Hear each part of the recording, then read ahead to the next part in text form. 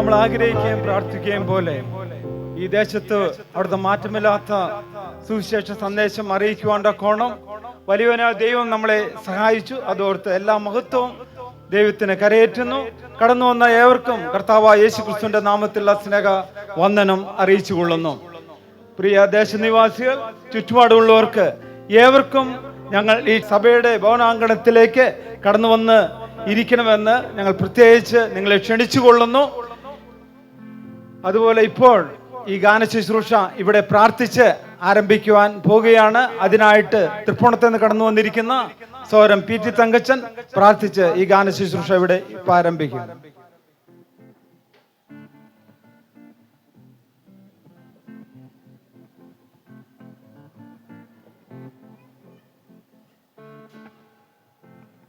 യോഗത്തിന്റെ അനുഗ്രഹത്തിനായിട്ട് നമുക്ക് പ്രാർത്ഥിക്കാം. സകല സ്തുതിക്കും സ്തോത്രത്തിനും മഹത്വത്തിനും യോഗ്യനായ ദൈവമേ, അബ്രഹാമിൻ്റെയും ഇസ്ഹാക്കിൻ്റെയും യാക്കോബിൻ്റെയും ദൈവമേ, തിരുനാമത്തിന് നന്ദിയോടെ സ്തോത്രം. ഇവിടെയുള്ള ദൈവസഭയ്ക്കായിട്ട് നന്ദി പറയുകയും അങ്ങേ മഹത്വപ്പെടുത്തുകയും ചെയ്യുന്നു. കർത്താവായ യേശുക്രിസ്തു മുഖാന്തരം ജയം നൽകുന്ന ദൈവത്തിന് സ്തോത്രം. ഇരുട്ടിന്റെ അധികാരത്തിൽ ഞങ്ങളെ വിടുവിച്ച് സ്നേഹസ്വരൂപനായ പുത്രന്റെ രാജ്യത്തിൽ പിതാവായ ദൈവം കൃപയാൽ ഞങ്ങളെ ആക്കി വെച്ചത് കൊണ്ട് തിരുനാമത്തിന് സ്തോത്രം. കാലാകാലങ്ങളിൽ ഞങ്ങളെ അവിടുത്തെ വിലയേറിയ രക്തത്താൽ വീണ്ടെടുത്ത് മക്കളാക്കി, അവകാശികളാക്കി, രാജകീയ പുരോഗതവർഗമാക്കി അങ്ങ് ഞങ്ങളെ തീർത്തതിനായി ഞങ്ങൾ നന്ദി പറയുന്നു. ഇവിടെയുള്ള സഭാമക്കൾ ആഗ്രഹിക്കുകയും പ്രാർത്ഥിക്കുകയും ചെയ്തതുപോലെ ഇങ്ങനെ ഈ ഹോളിന്റെ ഈ സ്ഥലത്ത് ഇങ്ങനൊരു സുവിശേഷ യോഗം ക്രമീകരിക്കുവാൻ അവിടുന്ന് കൃപ നൽകിയതിനായിട്ട് നന്ദിയോടെ സ്തോത്രം ചെയ്യുന്നു. പ്രത്യേകാൽ ഇവിടെയുള്ള എല്ലാ ദൈവമക്കൾക്കാട് തിരുനാമത്തിന് സ്തോത്രം. പ്രത്യേകാൽ ഞങ്ങളുടെ ദേശവാസികൾക്ക് ആവശ്യമായ ആത്മീയ പോഷണം ഈ രാത്രികാലം ലഭിപ്പാൻ അവിടുന്ന് സഹായിക്കുമാറാകണം എന്നങ്ങയോട് പ്രാർത്ഥിക്കുന്നു.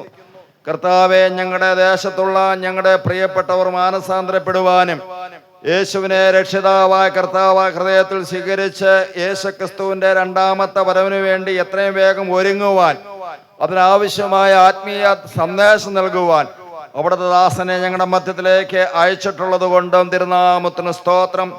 യഹോവയ്ക്ക് പുതിയ പാട്ട് പാടുവീൻ എന്ന് വായിക്കുന്നത് പോലെ കർത്താവ് ഈ രാത്രിയിൽ പാട്ട് പാടുന്ന അവിടുത്തെ മക്കളെയും അങ്ങയുടെ കരങ്ങളേൽപ്പിച്ച് പ്രാർത്ഥിക്കുന്നു. സംഗീത ഉപകരണങ്ങളെല്ലാം നന്നായി പ്രവർത്തിപ്പാൻ അവിടുന്ന് സഹായിക്കുമാറാകണമേ. ആത്മനിറവോടെ പാടുവാനും അങ്ങേ മഹത്വപ്പെടുത്തുവാനും ഈ രാത്രിയിലെ വചന കേൾവി മുഖാന്തരം ഒരാത്മാവെങ്കിലും രക്ഷിക്കപ്പെടുവാൻ, ഈ രാത്രി ചില നിക്കോദുമാസുമാര് വീണ്ടും ജനിക്കുവാൻ, ചില ശമര്യ സ്ത്രീകൾ കർത്താവിനെ അറിയുവാൻ, ലുദിയായ പോലെ ചിലരെ ഹൃദയം തുറക്കുന്ന രാത്രിയാക്കി അവിടുന്ന് തീർക്കുമാറാകണം എന്ന് ഞങ്ങൾ അവിടത്തോട് പ്രാർത്ഥിക്കുന്നു. ഈ ദേശത്തിന് വേണ്ടി അടിയങ്ങള് പ്രാർത്ഥിക്കുന്നു. കർത്താവെ, എത്രയും വേഗം എല്ലാവരും ക്ഷേമത്തോടെ കടന്നു വന്ന് ഞങ്ങൾക്ക് ഒന്നിച്ച് ഞങ്ങളുടെ കർത്താവിന്റെ നാമത്തെ ഏറ്റുയർത്തുവാൻ, മഹത്വപ്പെടുത്തുവാൻ, ഈ രാത്രിയിലെ എല്ലാ ശുശ്രൂഷകൾ മുഖാന്തരവും ദൈവനാമം മഹത്വപ്പെടുവാൻ, ഈ ദേശം അനുഗ്രഹിക്കപ്പെടുവാൻ, ദേശവാസികൾ നഷ്ടപ്പെട്ടു പോകാതിരിപ്പാൻ, അവർക്ക് ലഭിച്ചിരിക്കുന്ന ഈ വിലയേറിയ സന്ദർഭം അത് നഷ്ടമാക്കി കളയാതെ അത് അനുഗ്രഹത്തിന് മുഖാന്തരമാക്കി തീർക്കണം എന്നങ്ങയോട് പ്രാർത്ഥിക്കുന്നു. എല്ലാ നിലയിലും പൊന്നുനാമത്തിന് മഹത്വം ഉണ്ടാകട്ടെ. സകല മഹത്വവും ഞങ്ങളുടെ കർത്താവിന്, എല്ലാം യേശു കർത്താവിന്റെ വിലയേറിയ നാമത്തിൽ തന്നെ. ആമേൻ.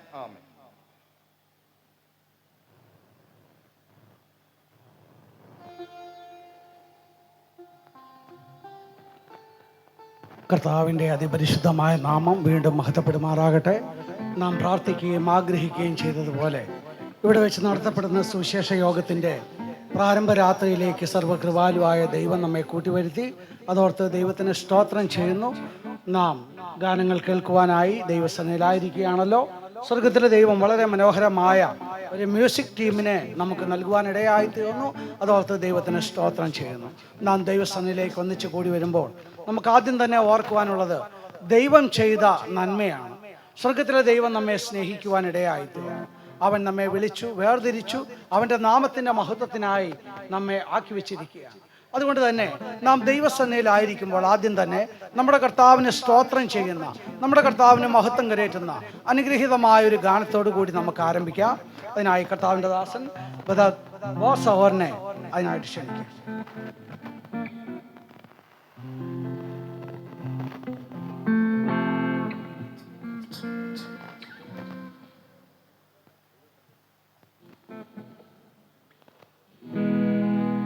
ഹലോ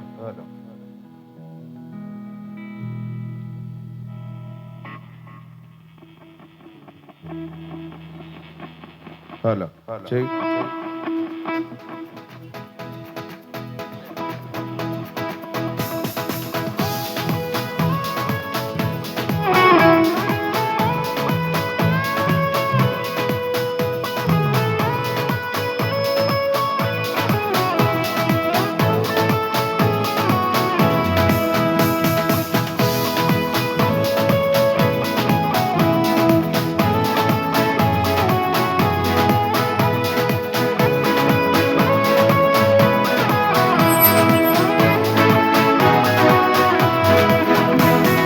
ദൈവസന്നിധവും ഞാൻ സ്തോത്രം പാടി, ദൈവം നൽകിയ നന്മകൾക്കാ, ദൈവമേകിതൻ സൂനുവെ പാപി എനിക്കായി ഹല്ലേലൂയ ഗീതം പാടും ഞാൻ.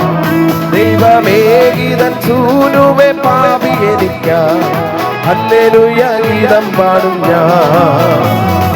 പാടി സ്തുതിക്കും ഞാൻ, പാടി സ്തുതിക്കും, സ്തോത്രഗീതം പാടി സ്തുതിക്കും, പാടി സ്തുതിക്കും ഞാൻ, പാടി സ്തുതിക്കും, സ്തോത്രഗീതം പാടി സ്തുതിക്കും.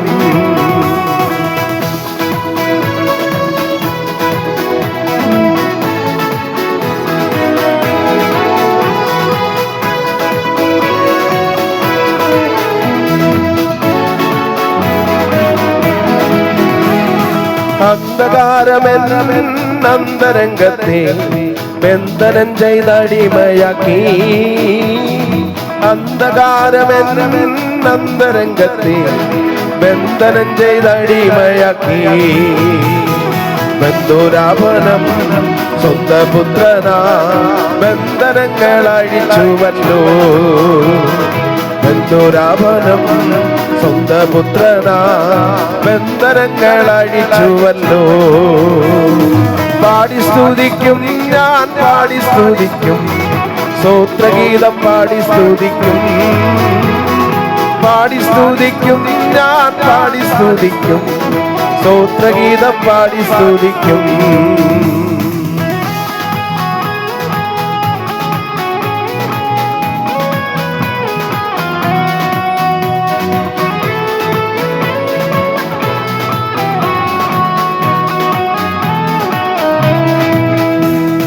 ശത്രുവാമെന്നെ നിൻ പുത്രനാക്കുവാൻ പുത്രനെ കുരിശിലേൽപ്പിച്ചു, ശത്രുവാമെന്നെ നിൻ പുത്രനാക്കുവാൻ പുത്രനെ കുരിശിലേൽപ്പിച്ചു. പുത്രത്വം നൽകി എത്ര സൗഭാഗ്യം, സ്തോത്രഗീതം പാടി സ്തുതിക്കും, പുത്രത്വം നൽകി എത്ര സൗഭാഗ്യം, സ്തോത്രഗീതം പാടി സ്തുതിക്കും. പാടി സ്തുതിക്കും ഞാൻ, പാടി സ്തുതിക്കും, സ്തോത്രഗീതം പാടി സ്തുതിക്കും, പാടി സ്തുതിക്കും ഞാൻ, പാടി സ്തുതിക്കും, സ്തോത്രഗീതം പാടി സ്തുതിക്കും.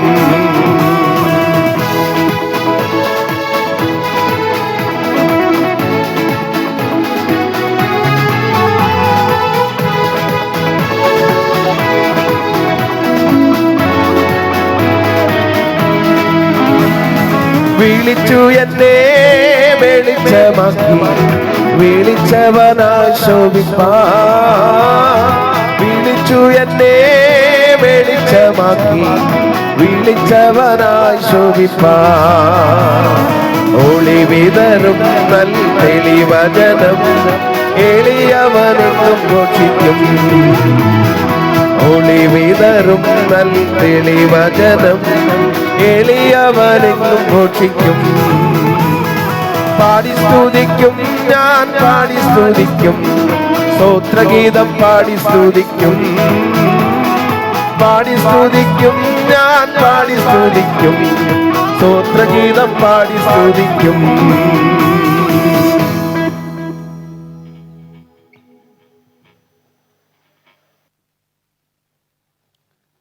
നമ്മുടെ കർത്താവിനെ സ്തുതിക്കുന്ന, മഹത്വം കരേറ്റുന്ന മനോഹരമായൊരു ഗാനം നാം കേൾക്കുവാനിടയായിത്തീർന്നു.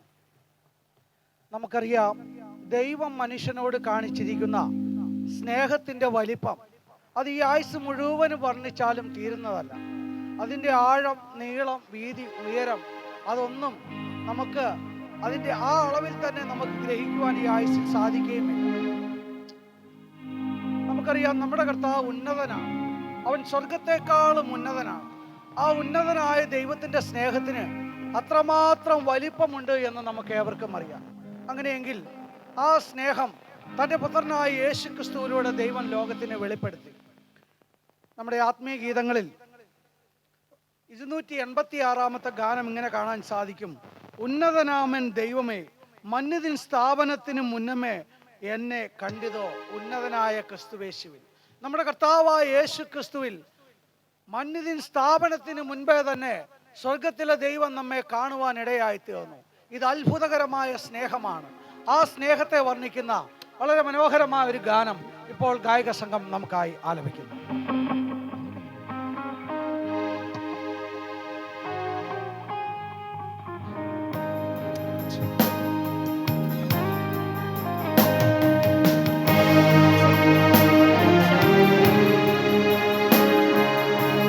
ഹലോ,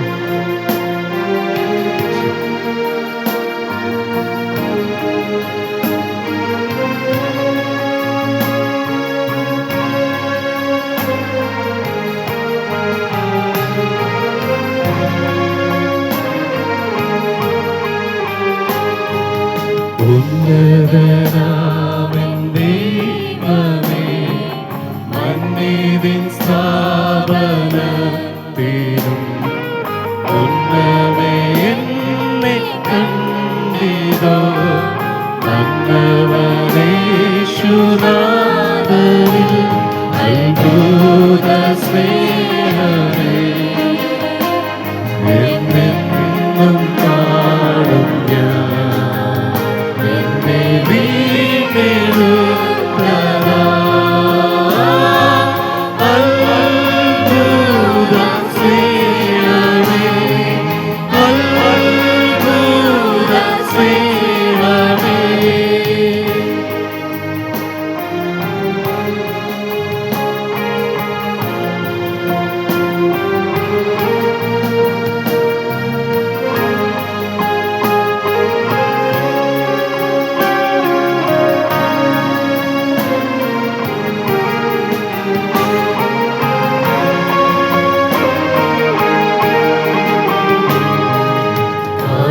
തൊഴുത്തിൽ ഹീനനാ കാൽവരി ക്രൂശിൽ ശേഖനാ കാൽവരും കാരിരും വീണാ കാണുന്നിതെന്തൊരാശ്ചര്യം അത്ഭുത സ്നേഹമേ,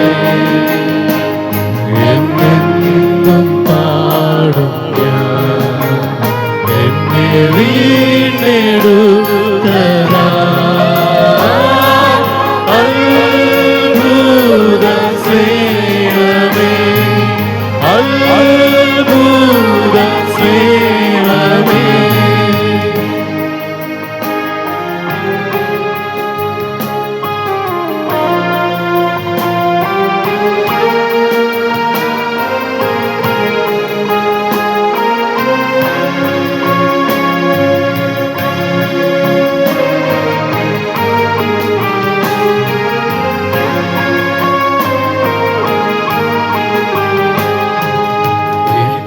പ്രപഞ്ചത്തിൻ നായക എൻ പ്രായശ്ചിത്തയാഗമാ നിൻ പ്രാണൻ ക്രൂശിൽ നൽകിയോ ഇപ്രാണി എന്നെ നേടുവാൻ അത്ഭുത സ്നേഹമേ,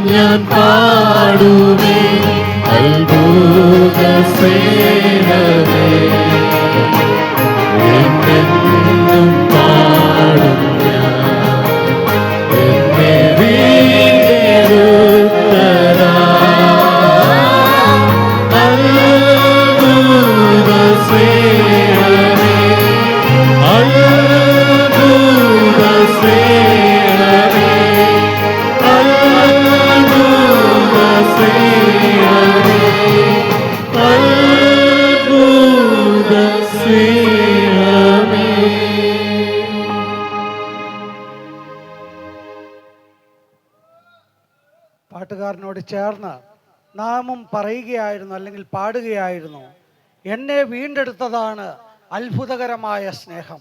പ്രിയമുള്ളവരെ, നമ്മെ വീണ്ടെടുത്ത ദൈവത്തിൻ്റെ മഹാസ്നേഹം അതോർത്ത് നമുക്ക് വീണ്ടും നന്ദിയുള്ള ഹൃദയത്തോടെ ദൈവസന്നയിലായിരിക്കാം. നാം എപ്പോഴാണ് ഒരു മനുഷ്യൻ രക്ഷിക്കപ്പെടേണ്ടത് എന്നൊരു ചോദ്യം വന്നാൽ നാം വിശുദ്ധ തിരുവെഴുത്തുകളിൽ നിന്ന് പറയുന്ന ഒരു പ്രധാനപ്പെട്ട വാക്യമുണ്ട്. ഇപ്പോഴാകുന്നു സുപ്രസാദ കാലം, ഇപ്പോഴാകുന്നു രക്ഷാദിവസം എന്ന് പറഞ്ഞാൽ അടുത്ത സമയം അത് നമുക്കുള്ളതല്ല. അടുത്ത സമയം ഭൂമിയിൽ മനുഷ്യനോടുള്ള ബന്ധത്തിൽ നിശ്ചയിക്കുവാൻ സാധിക്കുകയില്ല താൻ അടുത്ത സമയത്ത് ഉണ്ടാകുമെന്ന്. അതുകൊണ്ട് ദൈവദാസന്മാരും ദൈവഭക്തന്മാരും ഒരുപോലെ വിളിച്ചു പറയും, പ്രിയ സ്നേഹിത, നീ ഇപ്പോഴാണ് രക്ഷിക്കപ്പെടേണ്ടത് എന്ന് പറയുവാനിടയായിത്തീരും. ഞാനിങ്ങനെ പറയുകയാണ്, എപ്പോൾ മുതലാണ് ഈ ഇപ്പോഴാകുന്നു എന്നുള്ള സമയം ആരംഭിച്ചത്? നമ്മുടെ കർത്താവായ യേശു ക്രിസ്തു കാൽവരി കുരിശിൽ തൻ്റെ അവസാന തുള്ളി രക്തവും നൽകി താൻ മരിക്കുന്നതിന് തൊട്ടു മുൻപായി പറഞ്ഞൊരു കാര്യമുണ്ട്, സകലവും നിവൃത്തിയായി, അഥവാ രക്ഷയ്ക്കായിട്ടുള്ള സകലവും നമ്മുടെ കർത്താവ് നിവർത്തിച്ച ആ സമയം മുതൽ ഒരു മനുഷ്യനോടുള്ള ബന്ധത്തിൽ രക്ഷയ്ക്കുള്ള സമയമാണ് എന്ന് നമുക്ക് ചിന്തിക്കാൻ സാധിക്കും. പ്രിയമുള്ളവരെ, അങ്ങനെയെങ്കിൽ പാട്ടുകാരൻ നമ്മോട് പറയുകയാണ്, ഇപ്പോഴാകുന്നു സുപ്രസാദ കാലം, ഇപ്പോഴാകുന്നു രക്ഷാ ദിവസം, അല്പം പോലും സമയം വൃഥാവാക്കാനില്ല. വരുവിൻ, യേശുവിൻ്റെ അരികിലേക്ക് വരുവിൻ. യേശു നമ്മെ വിളിക്കുകയാണ്. ഈ ആശയം വരുന്ന അതിമനോഹരമായ ഒരു ഗാനം ഇപ്പോൾ നമുക്ക് കേൾക്കാം. വരുവിൻ യേശുവിൻ്റെ അരികിൽ.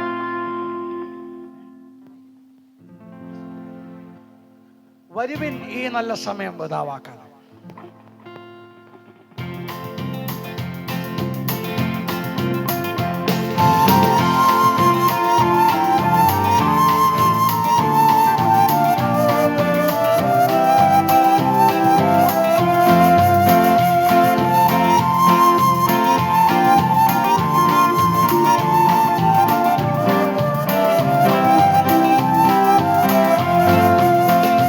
വരുവിൻ, ഈ നല്ല സമയം വൃഥാവാക്കാതെ നിന്നെ യേശു വിളിച്ചിടുന്നു. വരുവിൻ, ഈ നല്ല സമയം വൃഥാവാക്കാതെ നിന്നെ യേശു വിളിച്ചിടുന്നു.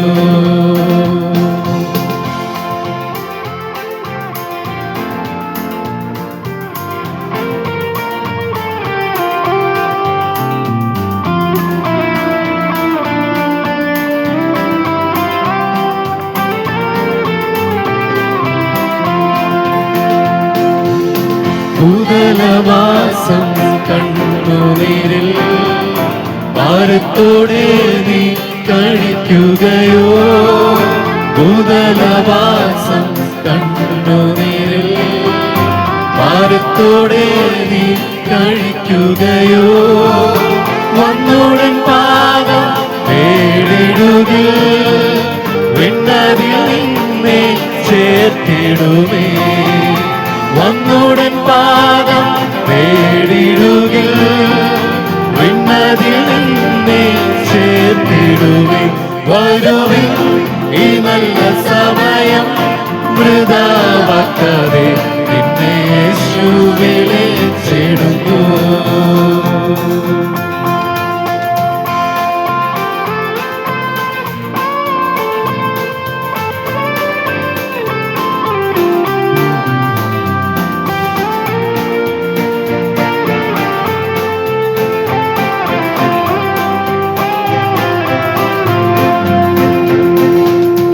ഉലകമായ അഴകും സമം അതു നമ്പാതെ മയക്കും നിന്നെ. ഉലകമായ അഴകും സമം അതു നമ്പാതെ മയക്കും നിന്നെ. മരണമൊരു നാൾ വന്നിടുമേ, മറക്കാതെ നീ രക്ഷകരേ. മരണമൊരു നാൾ വന്നിടുമേ, മറക്കാതെ നീ രക്ഷകരേ. വരുവിൻ, ഈ നല്ല സമയം വൃഥാവാക്കാതെ നിന്നെ യേശു വിളിച്ചിടുന്നു.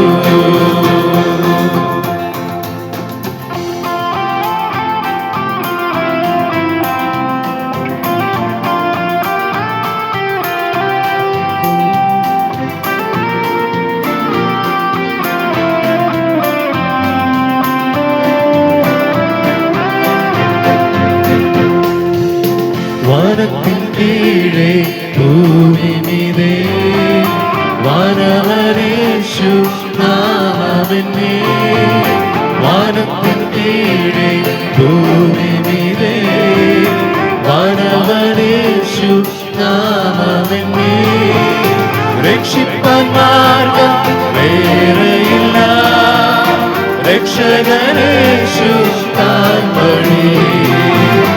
രക്ഷിപ്പാൻ മാർഗം വേറെയില്ല, രക്ഷകനേശു താൻ വഴി.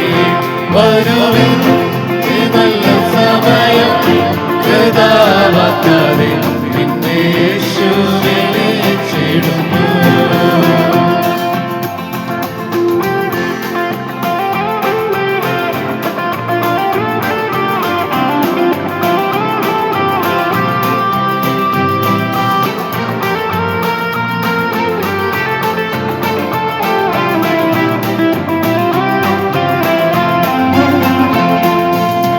സത്യവചനം കേട്ടുനിവാ, നിത്യജീവൻ നിനക്കേകിടുമേ. സത്യവചനം കേട്ടുനിവാ, നിത്യജീവൻ നിനക്കേകിടുമേ. നിൻ തിരുജീവൻ പുസ്തകത്തിൽ ഉണ്മയായി എന്നും എഴുതിടുമേ. പുസ്തകത്തിൽ ഉണ്മയായി എന്നും എഴുതിടുമേ. വരുവിൻ, ഈ നല്ല സമയം വൃഥാവാക്കാതെ നിന്നെ യേശു വിളിച്ചിടുന്നു. വരുവിൻ, ഈ നല്ല സമയം വൃഥാവാക്കാതെ നിന്നെ യേശു വിളിച്ചിടുന്നു.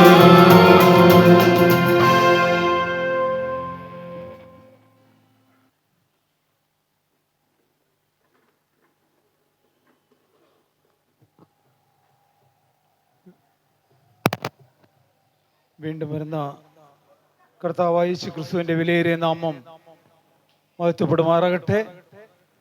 കടന്നു വന്ന ഏവർക്കും കർത്താവായ യേശു ക്രിസ്തുവിന്റെ നാമത്തിലുള്ള സ്നേഹവന്ദനം മുന്നമേ അറിയിച്ചു കൊള്ളുന്നു.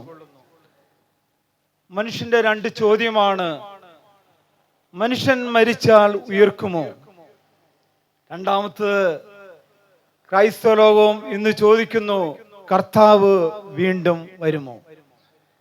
ഈ രണ്ട് ചോദ്യത്തിന് ബൈബിൾ എന്ത് ഉത്തരം നൽകുന്നു എന്നുള്ള സന്ദേശമാണ് ഇന്നും നാളെയും ഈ വേദിയിൽ വെച്ച് നിങ്ങളുമായി വിശദീകരിക്കുന്നത്. അതിനായിട്ട് കടന്നു വന്നിരിക്കുന്നത് കർത്താവിന്റെ പ്രിയ വിലയേറിയ ദാസൻ സുവിശേഷൻ സജി വർഗീസ് പുതുപ്പള്ളിയാണ്.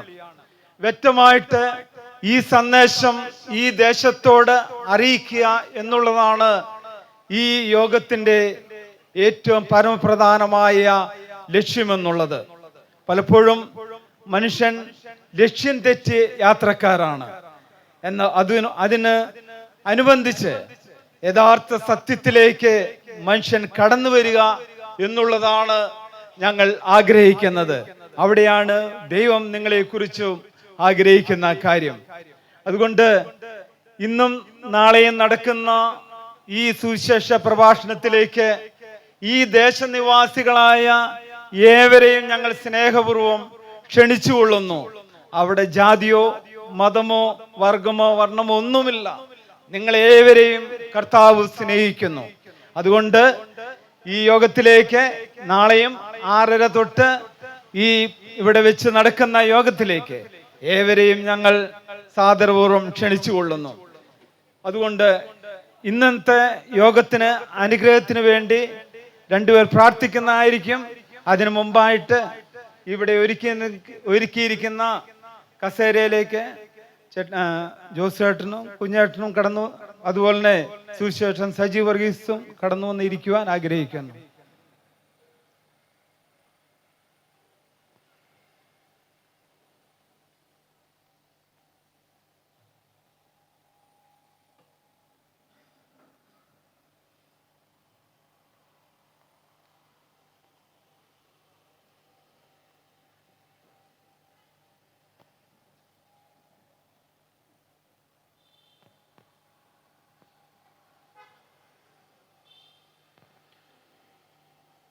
ഇപ്പോൾ ഈ സുവിശേഷ യോഗം ഇവിടെ പ്രാർത്ഥിച്ച് ആരംഭിക്കുകയാണ്.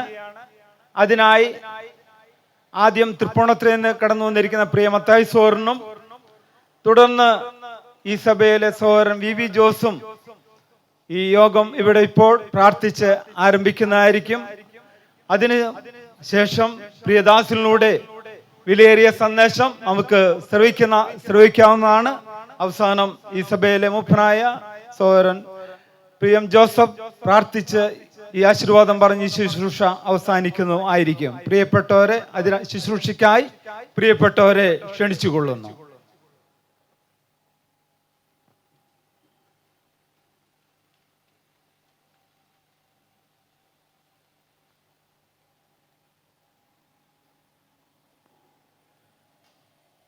നമുക്ക് പ്രാർത്ഥിക്കാം. എന്മനമേ ഹോയ് വാഴ്ത്തുക, എൻ്റെ സർവാന്തരംഗവുമേ അവൻ്റെ വിശുദ്ധനാമത്തെ വാഴ്ത്തുക. എന്മനമേ ഹോയ് വാഴ്ത്തുക, അവൻ്റെ ഉപകാരങ്ങളൊന്നും മറക്കരുതെന്ന് സങ്കീർത്തനൻ പാടിയ പ്രകാരം കർത്താവേ, സന്ധ്യായാമത്തിൽ അവിടുത്തെ സന്നിധിയിലേക്ക് കടന്നു വന്നിരിക്കുന്ന അടിയങ്ങൾക്ക് പാടി സ്തുതിപ്പാൻ തക്കവണ്ണം ഒരവസരം കൂടി തന്നതിനായിട്ട് നന്ദി നിറഞ്ഞ ഹൃദയത്തോടുകൂടെ സ്തോത്രം. പ്രിയ പിതാവേ, അടിയങ്ങൾ കൂടി വന്നിരിക്കുന്നത് എന്തിനാകുന്നുവെന്ന് അടിയങ്ങളെ കേൾപ്പിച്ചല്ലോ. അവിടുത്തെ സുവിശേഷം കേൾക്കുവാൻ തക്കവണ്ണം കർത്താവെ മുഖാന്തരങ്ങളെ ഒരുക്കിയതിനായിട്ട് നന്ദി നിറഞ്ഞ ഹൃദയത്തോടുകൂടെ സ്തോത്രം ചെയ്യുന്നു, സ്തുതിക്കുന്നു. കർത്താവെ, കാൽവർ ക്രൂശിൽ അടിയങ്ങൾക്ക് വേണ്ടി പാപയാഗമായി തീർന്ന കർത്താവിനെ കുറിച്ച് പ്രസംഗിപ്പാൻ തക്കവണ്ണം നിന്റെ ദാസന്മാരെ അവിടെ ഇടയാക്കുന്നതിനായിട്ട് നന്ദി നിറഞ്ഞ ഹൃദയത്തോടുകൂടെ സ്തോത്രം. അവിടുത്തെ പുത്രനും അടിയങ്ങളുടെ രക്ഷകനും കർത്താവുമായ യേശു ക്രിസ്തുവിനായിട്ട് നന്ദി നിറഞ്ഞ ഹൃദയത്തോടുകൂടെ സ്തോത്രം ചെയ്യുന്നു, സ്തുതിക്കുന്നു. ആ പുത്രനിൽ കൂടെ അടിയങ്ങളെ വീണ്ടെടുത്തതിനായിട്ട് നന്ദി നിറഞ്ഞ ഹൃദയത്തോടുകൂടെ സ്തോത്രം.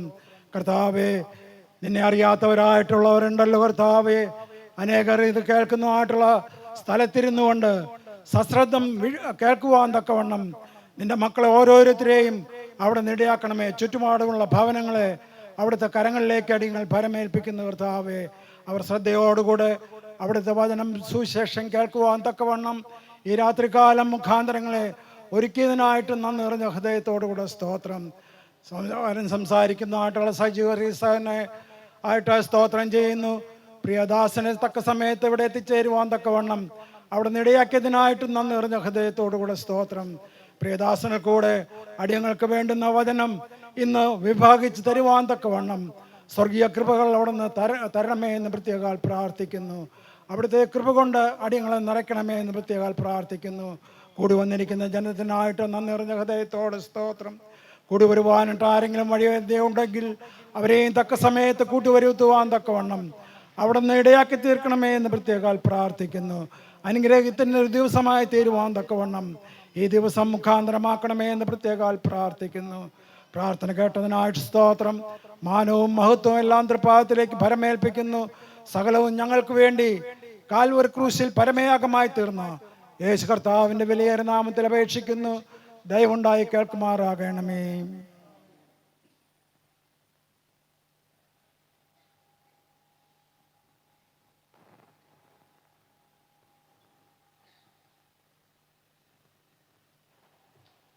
നമുക്ക് വീണ്ടും പ്രാർത്ഥിക്കാം. വലുവിനും പരിശുദ്ധനുമായ ദൈവമേ, ഞങ്ങളുടെ സ്വർഗീയ പിതാവേ, നന്ദിയോടെ ഞാൻ അങ്ങയെ സ്തുതിക്കുന്നു. അവിടുത്തെ പുത്രനായിട്ട് നന്ദിയോടെ സ്തോത്രം. ഞങ്ങളെ സ്നേഹിച്ച് സ്വർഗം പിടിഞ്ഞ് ഭൂമിയിലേക്ക് വന്ന് ഞങ്ങളുടെ പാപങ്ങളെ പേറിക്കൊണ്ട് കർത്താവെ കാൽവരി ക്രൂശിൽ യാഗമായി തീർന്ന ദൈവപുത്രനായിട്ട് നന്ദിയോടെ സ്തോത്രം. കർത്താവെ, ആ നാമത്തിൽ ഞങ്ങൾക്ക് സന്ധ്യാസമയത്ത് കർത്താവെ ഇവിടെ കൂടി വരുവാൻ തക്കവണ്ണം കർത്താവിൻ്റെ വചനം ശ്രവിക്കുവാൻ തക്കവണ്ണം പിന്നെയും തന്ന അവസരത്തിനായിട്ട് നന്ദിയോടെ സ്തോത്രം.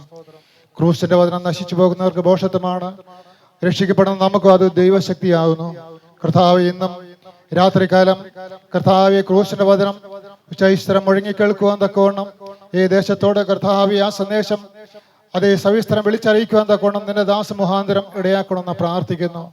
കർത്താവെ, ഈ രാത്രി സ്വർഗം സന്തോഷിക്കുന്ന ചില ദിവസങ്ങളായി തീരുവാൻ തക്കവണ്ണം ഇടയാക്കണമെന്ന് പ്രാർത്ഥിക്കുന്നു. കർത്താവെ, പാപികൾ മാനസാന്തരപ്പെടണം, വിശ്വാസികൾ ബലപ്പെടുവാൻ തക്കവണ്ണം ഇടയാക്കണമെന്ന് പ്രാർത്ഥിക്കുന്നു. പിന്മാറ്റക്കാർ യഥാസ്ഥാനപ്പെടുവാൻ തക്കവണ്ണം ഇടയാക്കണമെന്ന് പ്രാർത്ഥിക്കുന്നു. ഈ രാത്രിയിലും കർത്താവെ, അനുഗ്രഹിക്കപ്പെട്ട് ദൂത് നിരദാസ മുഖാന്തരം കേൾപ്പിക്കുവാൻ തക്കവണ്ണം അവിടുന്ന് പ്രസാദമായല്ലോ. അതിനായിട്ട് നന്ദിയോടെ സ്തോത്രം. ഇന്ന് നാളെ നടക്കുന്ന യോഗത്തിന് വേണ്ടി ഞങ്ങൾ വിശേഷ പ്രാർത്ഥിക്കുന്നു. കർത്താവ് ഏറ്റവും അനുഗ്രഹിക്കപ്പെട്ട രീതിയിൽ അതേ ശുശ്രൂഷ നടക്കുവാൻ തക്കവണ്ണം ഇടയാക്കണമെന്ന് പ്രാർത്ഥിക്കുന്നു. പാടുവാനും എല്ലാം നിന്റെ മക്കളെ സഹായിച്ചു തന്ന എല്ലാ അനുകൂല സാഹചര്യം കാട്ടുന്ന നന്ദിയോടെ സ്തോത്രം. എല്ലാ മാനവമഹത്വവും പുകഴ്ചയും തിരുവാതിര സമർപ്പിക്കുന്നു. എല്ലാം അവിടുത്തെ പുത്രന്റെ വിലയേറിയ നാമത്തിൽ തന്നെ. ആമേൻ.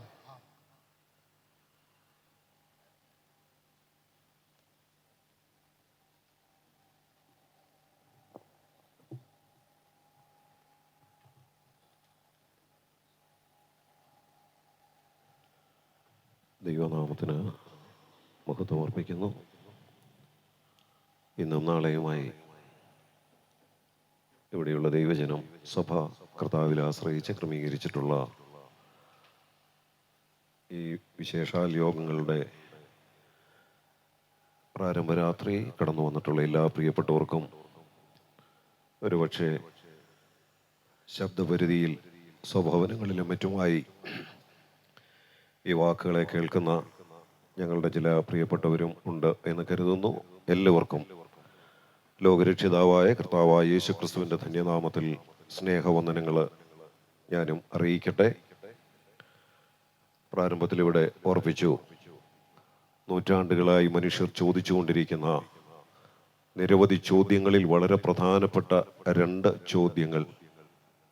ആ 2 ചോദ്യങ്ങൾ ദൈവവചനത്തിലൂടെ എന്തു മറുപടിയാണ് നമുക്ക് നൽകുന്നത് എന്നുള്ളതാണ് ഇന്നും നാളെയും 2 രാത്രികളിലായി ചിന്തിക്കാനായിട്ട് ആഗ്രഹിക്കുന്നത്. ലോകം ചോദിച്ചുകൊണ്ടിരിക്കുന്ന നിരവധി ചോദ്യങ്ങൾക്ക്, പ്രത്യേകിച്ച് ആത്മീക വിഷയങ്ങൾക്ക്, മനുഷ്യ ജീവിതത്തോടുള്ള ബന്ധത്തിൽ, ദൈവത്തോടുള്ള ബന്ധത്തിൽ ശരിയായ മറുപടി തരുവാൻ ലോകങ്ങൾക്ക്, ലോക മനുഷ്യർക്ക്, തത്വചിന്തകൾക്ക് കഴിയാതെ വരുന്നിടത്ത് ശരിയായ മറുപടി നൽകുന്ന ഏക ഗ്രന്ഥമാണ് വിശുദ്ധ വേദപുസ്തകം. അതുകൊണ്ട് ഈ 2 രാത്രികളിലും നാം ചിന്തിക്കുവാൻ പോകുന്ന വിഷയത്തിന് ആധാരം വിശുദ്ധ ബൈബിൾ മാത്രമാണ്. ബൈബിൾ, ദൈവത്തിന്റെ വചനം എന്തു പറയുന്നു എന്നുള്ളതാണ് നാം ചിന്തിക്കുന്നത്. ആ 2 ചോദ്യങ്ങൾ, നിരവധി ചോദ്യങ്ങളിൽ വളരെ പ്രധാനപ്പെട്ട 2 ചോദ്യങ്ങളാണ് പ്രാരംഭത്തിൽ ഇവിടെ ഓർപ്പിച്ചത്. അതിൽ ഒന്ന് ഇന്ന് രാത്രി, മറ്റു വിഷയം നാളെ രാത്രി അങ്ങനെ ചിന്തിക്കാനാണ് ആഗ്രഹിക്കുന്നത്. ലോക ചരിത്രത്തിൽ അനേക മനുഷ്യർ, മഹാന്മാർ ജനിച്ച് ജീവിച്ചിട്ടുണ്ട്. അവരൊക്കെ മരിച്ച് മാറ്റപ്പെടുകയും ചരിത്രത്തിന്റെ താളുകളിൽ സ്ഥാനം പിടിക്കുകയും ചെയ്തിട്ടുണ്ട്. എന്നാൽ ഇന്നേ വരെ ഒരിക്കൽ വന്നവർ വീണ്ടും വന്നിട്ടില്ല. വീണ്ടും വരുമെന്ന് ആരും അവകാശപ്പെട്ടിട്ടുമില്ല. ഒരേ ഒരു വ്യക്തി മാത്രം ഞാൻ വീണ്ടും വരുമെന്ന് അവകാശപ്പെട്ടിട്ടാണ് ഇവിടെ നിന്ന് കടന്നുപോയത്. അത് മറ്റാരുമല്ല, നമ്മുടെ കർത്താവായ യേശു ക്രിസ്തുവാണ്. താൻ പറഞ്ഞ ആ വാക്ക് അതേപടി നിവർത്തിക്കപ്പെടുമോ? ഏതാണ്ട് 20 നൂറ്റാണ്ടുകളായി ക്രൈസ്തവ ലോകം, പ്രത്യേകിച്ച് വിശുദ്ധ വേദപുസ്തകം വിശ്വസിക്കുന്ന ആളുകൾ പറഞ്ഞുകൊണ്ടിരിക്കുന്ന ഒരു വസ്തുതയുമാണ് സ്വർഗാരോഹണം ചെയ്ത യേശു ക്രിസ്തു വീണ്ടും വരും എന്നുള്ളത്. പക്ഷേ നൂറ്റാണ്ടുകൾ പലത് കഴിഞ്ഞിട്ടും ഇതുവരെയും വന്നില്ലല്ലോ. അപ്പോൾ അത് വെറുതെ പറയുന്ന ഒന്നാണോ? അത് സംഭവിക്കാൻ സാധ്യതയുള്ള ഒന്നാണോ? അങ്ങനെയാണെങ്കിൽ എന്തിനു വേണ്ടിയാണ് വരുന്നത് എന്നിത്യാദി പല ചോദ്യങ്ങളും അതോട് ബന്ധപ്പെട്ട് ചിന്തിക്കുന്നവരുടെ മനസ്സിൽ കടന്നു വരാനുള്ള സാധ്യതയുണ്ട്. ഞാൻ ഇന്നു രാത്രി ആ വിഷയമാണ് അല്പമായിട്ട് വിശദീകരിക്കാനായിട്ട് ആഗ്രഹിക്കുന്നത്. നമ്മുടെ ഇന്നത്തെ വിചിന്തനത്തിന് ആധാരമായി പ്രാരംഭത്തിൽ മത്തായി സുവിശേഷം 24-ാം അധ്യായത്തിന്റെ ആദ്യത്തെ 3 വാക്യങ്ങൾ ഒന്ന് വായിച്ചു കേൾപ്പിക്കുകയാണ്. മത്തായി സുവിശേഷം 24-ാം അധ്യായം 1 മുതൽ 3 വരെയുള്ള വാക്യങ്ങൾ. യേശു ദൈവാലയം വിട്ടുപോകുമ്പോൾ ശിഷ്യന്മാർ അവന് ദൈവാലയത്തിന്റെ പണി കാണിക്കേണ്ടതിന് അവന്റെ അടുക്കൽ വന്നു. അവൻ അവരോട്, ഇതെല്ലാം കാണുന്നില്ലയോ? ഇടിഞ്ഞു പോകാതെ കല്ലിന്മേൽ കല്ല് ഇവിടെ ശേഷിക്കയില്ല എന്ന് ഞാൻ സത്യമായിട്ട് നിങ്ങളോട് പറയുന്നു എന്ന് പറഞ്ഞു. അവൻ ഒലിവുമലയിൽ ഇരിക്കുമ്പോൾ ശിഷ്യന്മാർ തനിച്ച് അവന്റെ അടുക്കൽ വന്നു. അതെപ്പോൾ സംഭവിക്കും എന്നും നിന്റെ വരവിനും ലോകാവസാനത്തിനും അടയാളം എന്ത് എന്നും പറഞ്ഞു തരണമെന്ന് അപേക്ഷിച്ചു. അതിന് യേശു ഉത്തരം പറഞ്ഞത്. അടുത്ത 4 മുതലുള്ള വാക്യങ്ങളിൽ ശിഷ്യന്മാർ കർത്താവിനോട് ചോദിച്ച ആ ചോദ്യത്തിന് കർത്താവ് കൊടുക്കുന്ന മറുപടിയാണ് നാം വായിക്കുന്നത്. എന്നാൽ ഈ വാക്യം വായിച്ച ആ ഭാഗത്ത് ശിഷ്യന്മാർ ചോദിക്കുന്ന പ്രധാനപ്പെട്ട 3 ചോദ്യങ്ങളുണ്ട്. അതിലൊന്നാണ് കർത്താവിന്റെ വീണ്ടും വരവ് എന്ന് പറയുന്നത്. അവർ ചോദിക്കുന്ന ചോദ്യങ്ങൾ ആ വേദഭാഗത്തു നിന്ന് നമുക്ക് ഇങ്ങനെ മനസ്സിലാക്കാം.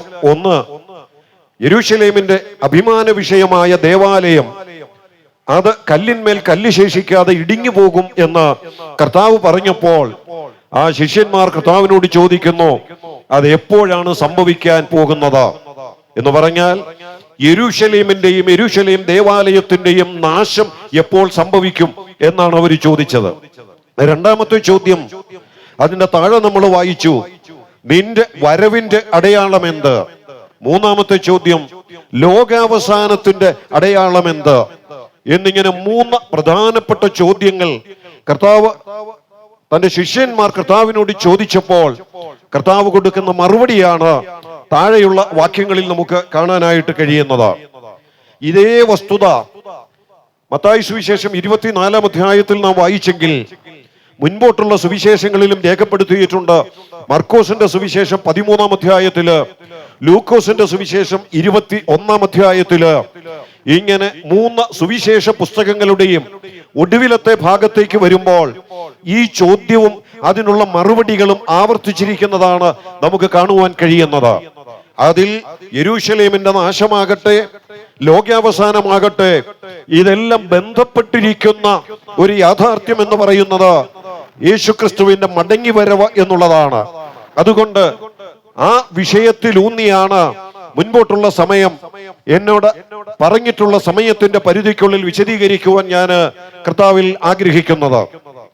എന്തുകൊണ്ടാണ് കർത്താവ് മടങ്ങി വരുമെന്ന് നമുക്ക് വിശ്വസിക്കാൻ കഴിയുന്നത്? നൂറ്റാണ്ടുകളായി പറഞ്ഞിട്ടും ഇതുവരെ സംഭവിച്ചിട്ടില്ലല്ലോ. സാധാരണഗതിയിൽ ഒരു കാര്യം സംഭവിക്കുമെന്ന് പറഞ്ഞാൽ അത് സംഭവിക്കുവാൻ വേണ്ടി നാം എത്ര നാളാണ് കാത്തിരിക്കുന്നത്? ചുരുക്കം ചില നാളുകൾ കാത്തിരിക്കും. ഒരുപക്ഷെ പിന്നെയും അത് ആവർത്തിച്ച് പറയുമ്പോൾ ഒന്നുകൂടൊന്ന് കാത്തിരുന്നെന്ന് വരാം, പിന്നെയും അല്പം കൂടൊന്ന് കാത്തിരുന്നെന്ന് വരാം. എന്നാൽ ഇത് 20-ലധികം നൂറ്റാണ്ടുകളായി ലോകം കാത്തിരിക്കുന്ന ഒരു കാത്തിരിപ്പ ഇതുവരെ വീണ്ടും വന്നിട്ടില്ല എന്നുള്ള ആ വസ്തുത. അങ്ങനെയാണെങ്കിൽ അത് സംഭവിക്കുമോ? അങ്ങനെ ഒരു കാര്യം ചരിത്രത്തിൽ നടക്കുമോ എന്ന് എങ്ങനെയാണ് നമുക്ക് വിശ്വസിക്കുവാനായിട്ട് കഴിയുന്നത്? ഞാൻ പ്രാരംഭത്തിൽ തന്നെ ഇങ്ങനെ പറഞ്ഞ് ആരംഭിക്കട്ടെ. ഇത്രയും കാലങ്ങളായിട്ടും ഇനിയും വരുമെന്ന് പറഞ്ഞ് ഇവിടെ നിന്ന് പോയിട്ട് ഇതുവരെ വന്നിട്ടില്ല എന്നുള്ളത് ശരിയാണ്. എന്നാൽ വരും എന്നുള്ളത് നമുക്ക് പൂർണ്ണമായി വിശ്വസിക്കാം എന്ന് പറയുന്നതിന്റെ കാരണം വരുമെന്ന് പറഞ്ഞിരിക്കുന്നത് ഈ പുസ്തകത്തിലാണ് എന്നുള്ളത് കൊണ്ടാ. ഇത് ബൈബിളിൽ പറഞ്ഞിരിക്കുന്നു എന്നുള്ളത് കൊണ്ടാ. ബൈബിളിന്റെ പ്രത്യേകത എന്താ? ബൈബിൾ ഒരു മതഗ്രന്ഥമല്ല. ബൈബിൾ ഏതെങ്കിലും ചില മനുഷ്യരുടെ ബുദ്ധിമോശയിൽ ഉരുത്തിരിഞ്ഞ ആശയങ്ങൾ ക്രോഡീകരിച്ച് എഴുതിയിട്ടുള്ള ഒരു പുസ്തകമല്ല. ബൈബിൾ ഒരു സങ്കല്പമല്ല. ബൈബിൾ ഒരു കെട്ടുകഥയല്ല. ഊഹാപോഹങ്ങൾ നിറഞ്ഞൊരു പുസ്തകമല്ല. പിന്നെയോ സത്യം നിറഞ്ഞു നിൽക്കുന്ന ഒരു പുസ്തകമാണ് വിശുദ്ധ ബൈബിൾ അഥവാ വേദപുസ്തകം, തിരുവെഴുത്ത് എന്ന് പറയുന്നത്.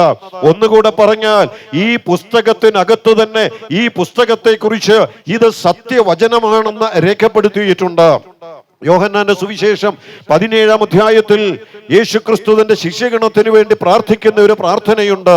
ആ പ്രാർത്ഥനയുടെ വാക്കുകളിലൂടെ കടന്നു പോകുമ്പോൾ ശിഷ്യന്മാരെ കുറിച്ച് ഇങ്ങനെ പ്രാർത്ഥിച്ചു, വചനത്താൽ അവരെ ശുദ്ധീകരിക്കണമേ. അതിന്റെ തൊട്ടടുത്ത് പറയുകയാണ്, നിന്റെ വചനം സത്യമാകുന്നു. ഈ വിശുദ്ധ തിരുവെഴുത്തിനെ കുറിച്ച് ഇതിനകത്തു തന്നെ രേഖപ്പെടുത്തിയിരിക്കുന്നു, ഇത് സത്യമാണ് എന്ന്. അത് മാത്രമാണോ? യോഹന്നാന്റെ സുവിശേഷം 1-ാം അധ്യായത്തിൽ, യാക്കോബിന്റെ ലേഖനം 1-ാം അധ്യായത്തിന്റെ 18-ാമത്തെ വാക്യത്തിൽ വീണ്ടും ജനനമെന്ന അനുഗ്രഹീതമായ ഒരു ആത്മീക യാഥാർത്ഥ്യത്തെ കുറിച്ച് പറയുമ്പോൾ ഇങ്ങനെയാണ് രേഖപ്പെടുത്തിയിരിക്കുന്നത്, അവൻ സത്യത്തിന്റെ വചനത്താൽ നമ്മെ ജനിപ്പിച്ചിരിക്കുന്നു. ഈ രണ്ട് വാക്യങ്ങൾ മാത്രമല്ല, ഈ വേദപുസ്തകത്തിനകത്ത് ഈ ദൈവത്തിന്റെ വചനം സത്യമാണെന്ന് തെളിവ് നൽകുന്ന അതേ നിലയിൽ രേഖപ്പെടുത്തിയിട്ടുള്ള നിരവധി വാക്യഭാഗങ്ങൾ നമുക്ക് കാണുവാനായിട്ട് കഴിയും.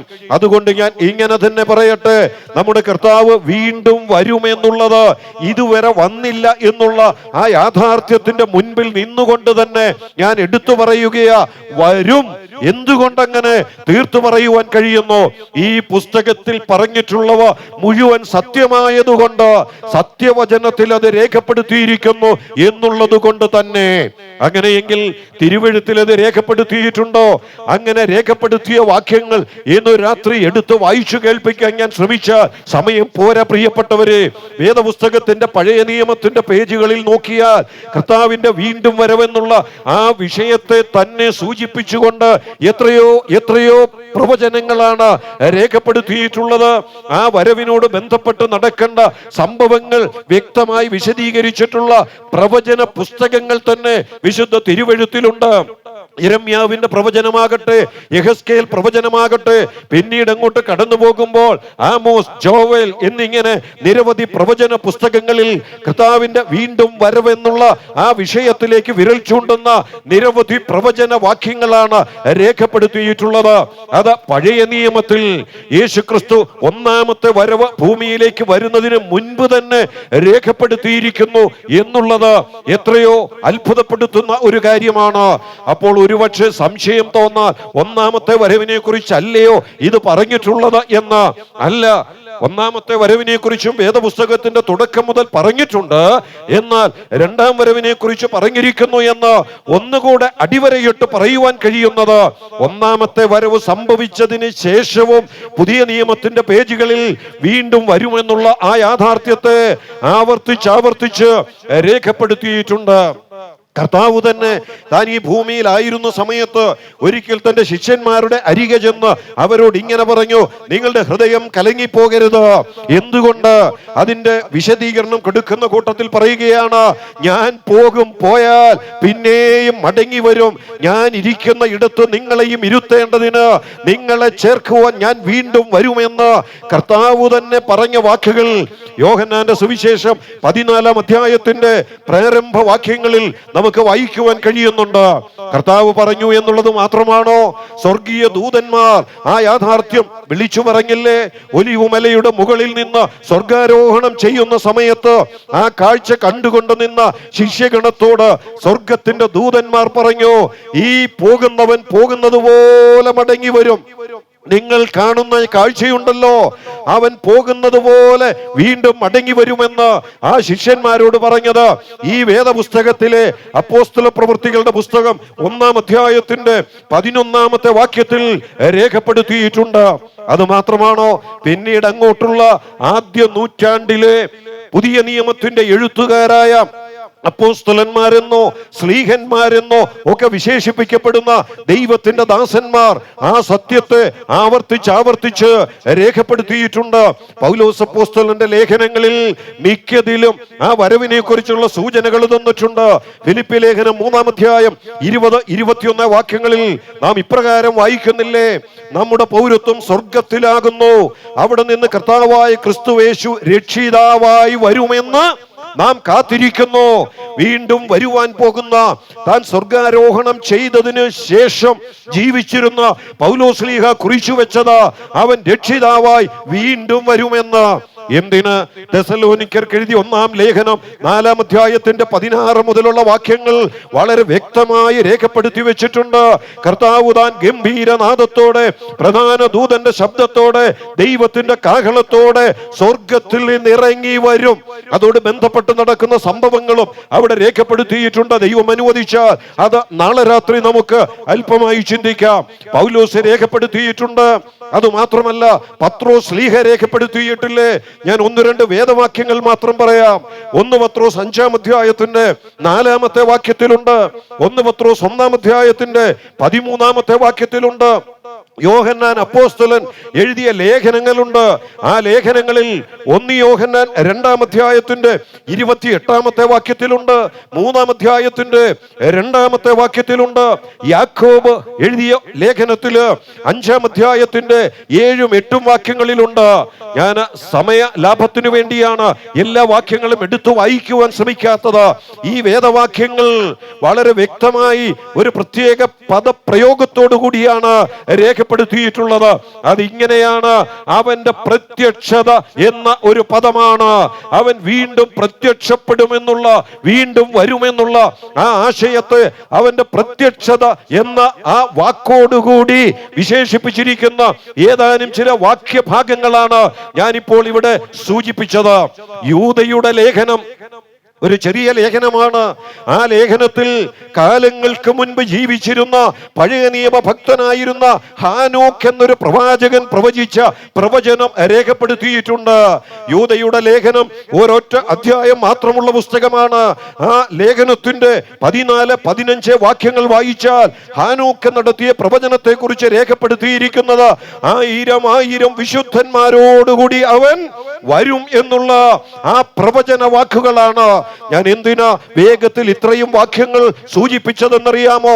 പഴയ നിയമത്തിൽ മാത്രമല്ല, 1-ാമത്തെ വരവ് സംഭവിച്ച് ഇവിടത്തിന്റെ ദൗത്യം നിർവഹിച്ച് ക്രൂശിൽ മരിച്ച് അടക്കപ്പെട്ട് ഉയർത്തെഴുന്നേറ്റ് സ്വർഗാരോഹണം ചെയ്ത ശേഷം പിന്നെയും ദൈവത്തിന്റെ വചനത്തിൽ രേഖപ്പെടുത്തിയിരിക്കുന്നു, അവൻ 2ാമത് പ്രത്യക്ഷനാകുമെന്ന്. ഇതെവിടെയെ എഴുതി വച്ചിരിക്കുന്നത്? വിശുദ്ധ വേദപുസ്തകത്തില്. ഈ വേദപുസ്തകം സത്യവചനമാണ്. അതുകൊണ്ട് അവൻ വീണ്ടും വരുമെന്ന് പറഞ്ഞിരിക്കുന്ന ഈ പുസ്തകത്തിലെ വാക്കുകളെയും പ്രവചനത്തെയും അങ്ങനെ തന്നെ ചരിത്രത്തിൽ അധികം താമസിയാതെ സംഭവിക്കുമെന്ന് നമുക്ക് വിശ്വസിക്കാം. അതുമാത്രമാണോ? വേദപുസ്തകത്തിൽ എഴുതി എന്നുള്ളത് കൊണ്ട് നമുക്ക് വിശ്വസിക്കാമെന്ന് പറയുമ്പോൾ അതിന് തെളിവായി ചില കാര്യങ്ങൾ കൂടെ വേഗത്തിൽ ഞാനൊന്ന് ഓർമ്മിപ്പിക്കുകയാ. ഈ വേദപുസ്തകത്തിൽ എഴുതി എന്ന് കരുതി സംഭവിക്കുമോ? അത് സത്യവചനമെന്നൊക്കെ പറയുന്നു, അത് ശരിയാ. അതെ പ്രിയപ്പെട്ടവരെ, ഇതിനകത്ത് എഴുതിയെങ്കിൽ, ഇതിനകത്ത് രേഖയുണ്ടെങ്കിൽ അത് നടക്കുമെന്ന് പറയുവാൻ ഒരു കാരണം കൂടെ ഞാൻ പറയട്ടെ. ഇതിനു മുൻപ് നമ്മുടെ കർത്താവ് ഇന്നേക്ക് 2000 വർഷങ്ങൾക്ക് മുൻപ് ലോകത്തിലേക്ക് വന്നു. ഈ ചരിത്രത്തിന്റെ ഭാഗമായി ചില നാളുകൾ ജീവിച്ചു. താൻ കടന്നു വന്ന ദൗത്യം അത് വിജയകരമായി പൂർത്തീകരിച്ചു. ആ വരവിനെ കുറിച്ച് താൻ ലോകത്തിലേക്ക് കടന്നു വരുന്നതിന് എത്രയോ നൂറ്റാണ്ടുകൾക്ക് മുൻപ് പ്രവചിച്ച പ്രവചനങ്ങളെ അക്ഷരം പ്രതി നിവർത്തിച്ചുകൊണ്ടാണ് ചരിത്രത്തിന്റെ ഭാഗമായി തീർന്നത്.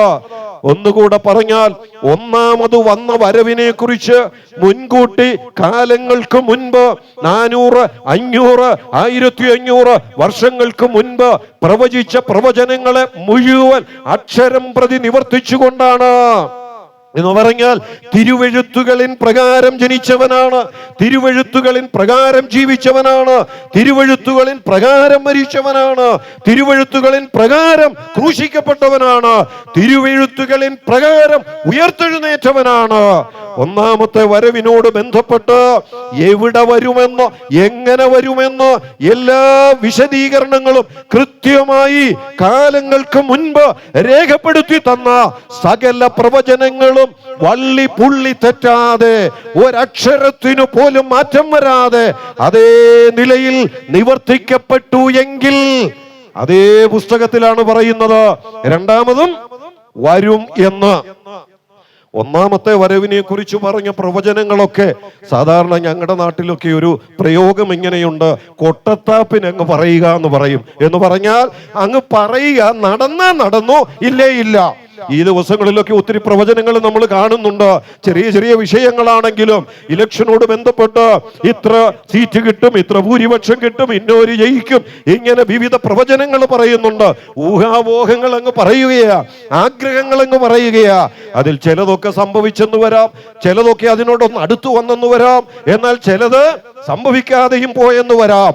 എന്നാൽ ഇന്ന് രാത്രി വളരെ അഭിമാനത്തോടെ പറയട്ടെ, ഈ വേദപുസ്തകത്തിൽ യേശുക്രിസ്തു ചരിത്രത്തിലേക്ക് വന്ന ആ വരവിനെ കുറിച്ച് മുൻകൂട്ടി രേഖപ്പെടുത്തിയ സകല പ്രവചനങ്ങളും ഒരു മാറ്റവും വരാതെ അങ്ങനെ തന്നെ നിവർത്തിക്കപ്പെട്ടു എന്നുള്ളത് രണ്ടാം വരവിനെ കുറിച്ച് പറഞ്ഞിട്ടുള്ളവയും നിവർത്തിക്കപ്പെടുമെന്നുള്ളതിന് ഏറ്റവും വലിയ ഒരു തെളിവാ. ഞാൻ പറയട്ടെ, ഉൽപ്പത്തി പുസ്തകം 3-ാം അധ്യായത്തിന്റെ 15-ാമത്തെ വാക്യം വരുവാൻ പോകുന്ന ക്രിസ്തുവിനെ കുറിച്ച് പറഞ്ഞപ്പോൾ ഒരു പ്രത്യേക വാക്ക് വിശേഷണം കൊടുത്തുകൊണ്ടാണ് പറഞ്ഞത്, സ്ത്രീയുടെ സന്തതി വരുമെന്ന്. സ്ത്രീയുടെ സന്തതി. ഞാൻ ചോദിക്കട്ടെ, നമ്മുടെ കർത്താവ് ചരിത്രത്തിലേക്ക് വന്നത് എങ്ങനെയാ? പുരുഷബന്ധം കൂടാതെ സ്ത്രീയിലൂടെ മാത്രം ഇങ്ങനെ ഒരു ജനനം ചരിത്രത്തിൽ എവിടെയാണ് നടന്നിട്ടുള്ളത്? എവിടെയും നടന്നിട്ടില്ല.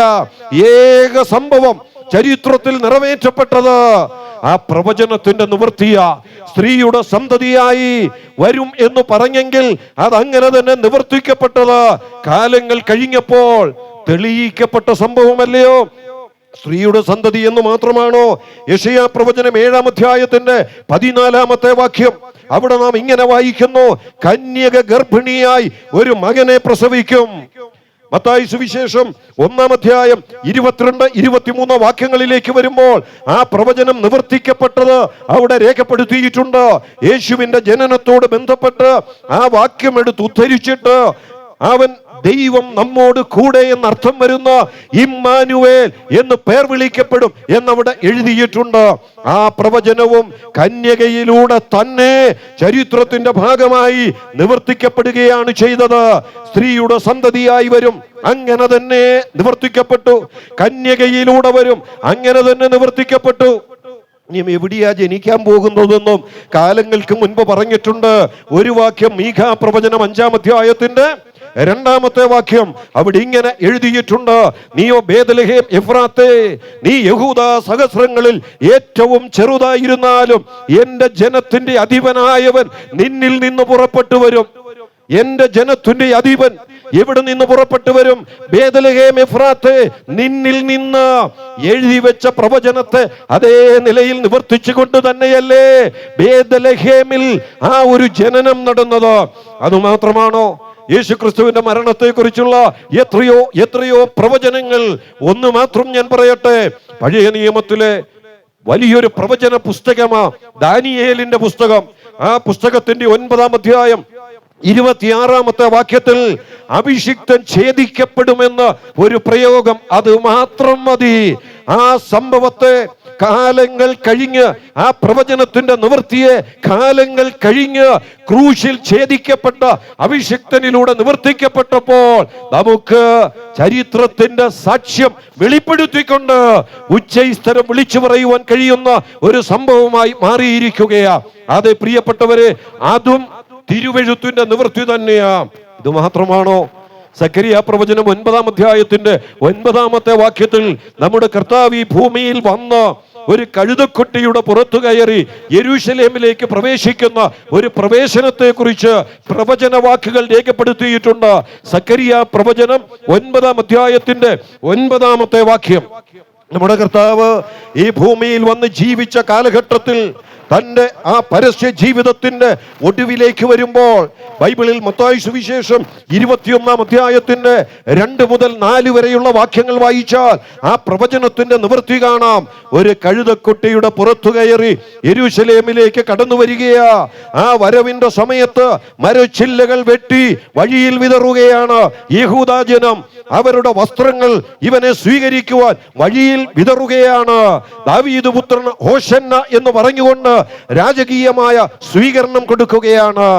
ആ സംഭവം നടന്നത് ഇന്നും ക്രൈസ്തവ ലോകം ആഘോഷിച്ചു കൊണ്ടിരിക്കുന്നുണ്ട്. നമുക്കറിയാം, ഏതാനും ദിവസങ്ങൾക്ക് മുൻപ് ഒരു ഈസ്റ്റർ ഉണ്ടായിരുന്നു. അതിന്റെ തൊട്ടുപിന്നിൽ ഒരു ദുഃഖവെള്ളി ഉണ്ടായിരുന്നു.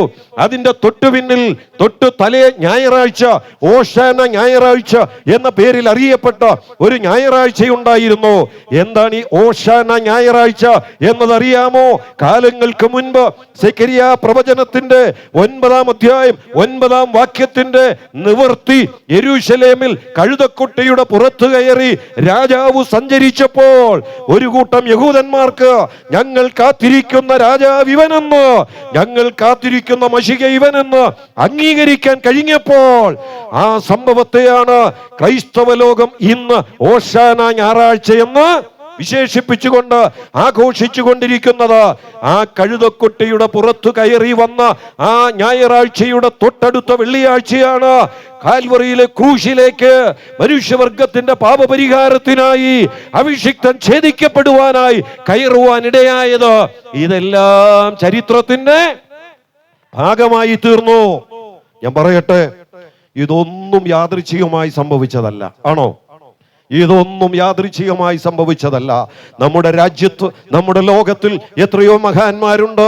വിപ്ലവകരമായ പല മാറ്റങ്ങളും വരുത്തിയ എത്രയോ നേതാക്കന്മാരുണ്ട്. അവരുടെ ചരിത്രമൊക്കെ നമ്മൾ പഠിച്ചാൽ അവരൊക്കെ ലോകത്തിൽ ജനിച്ചു, ജീവിച്ചു, സാഹചര്യം അവരെ കൊണ്ട് ചിലതൊക്കെ ചെയ്യിച്ചു.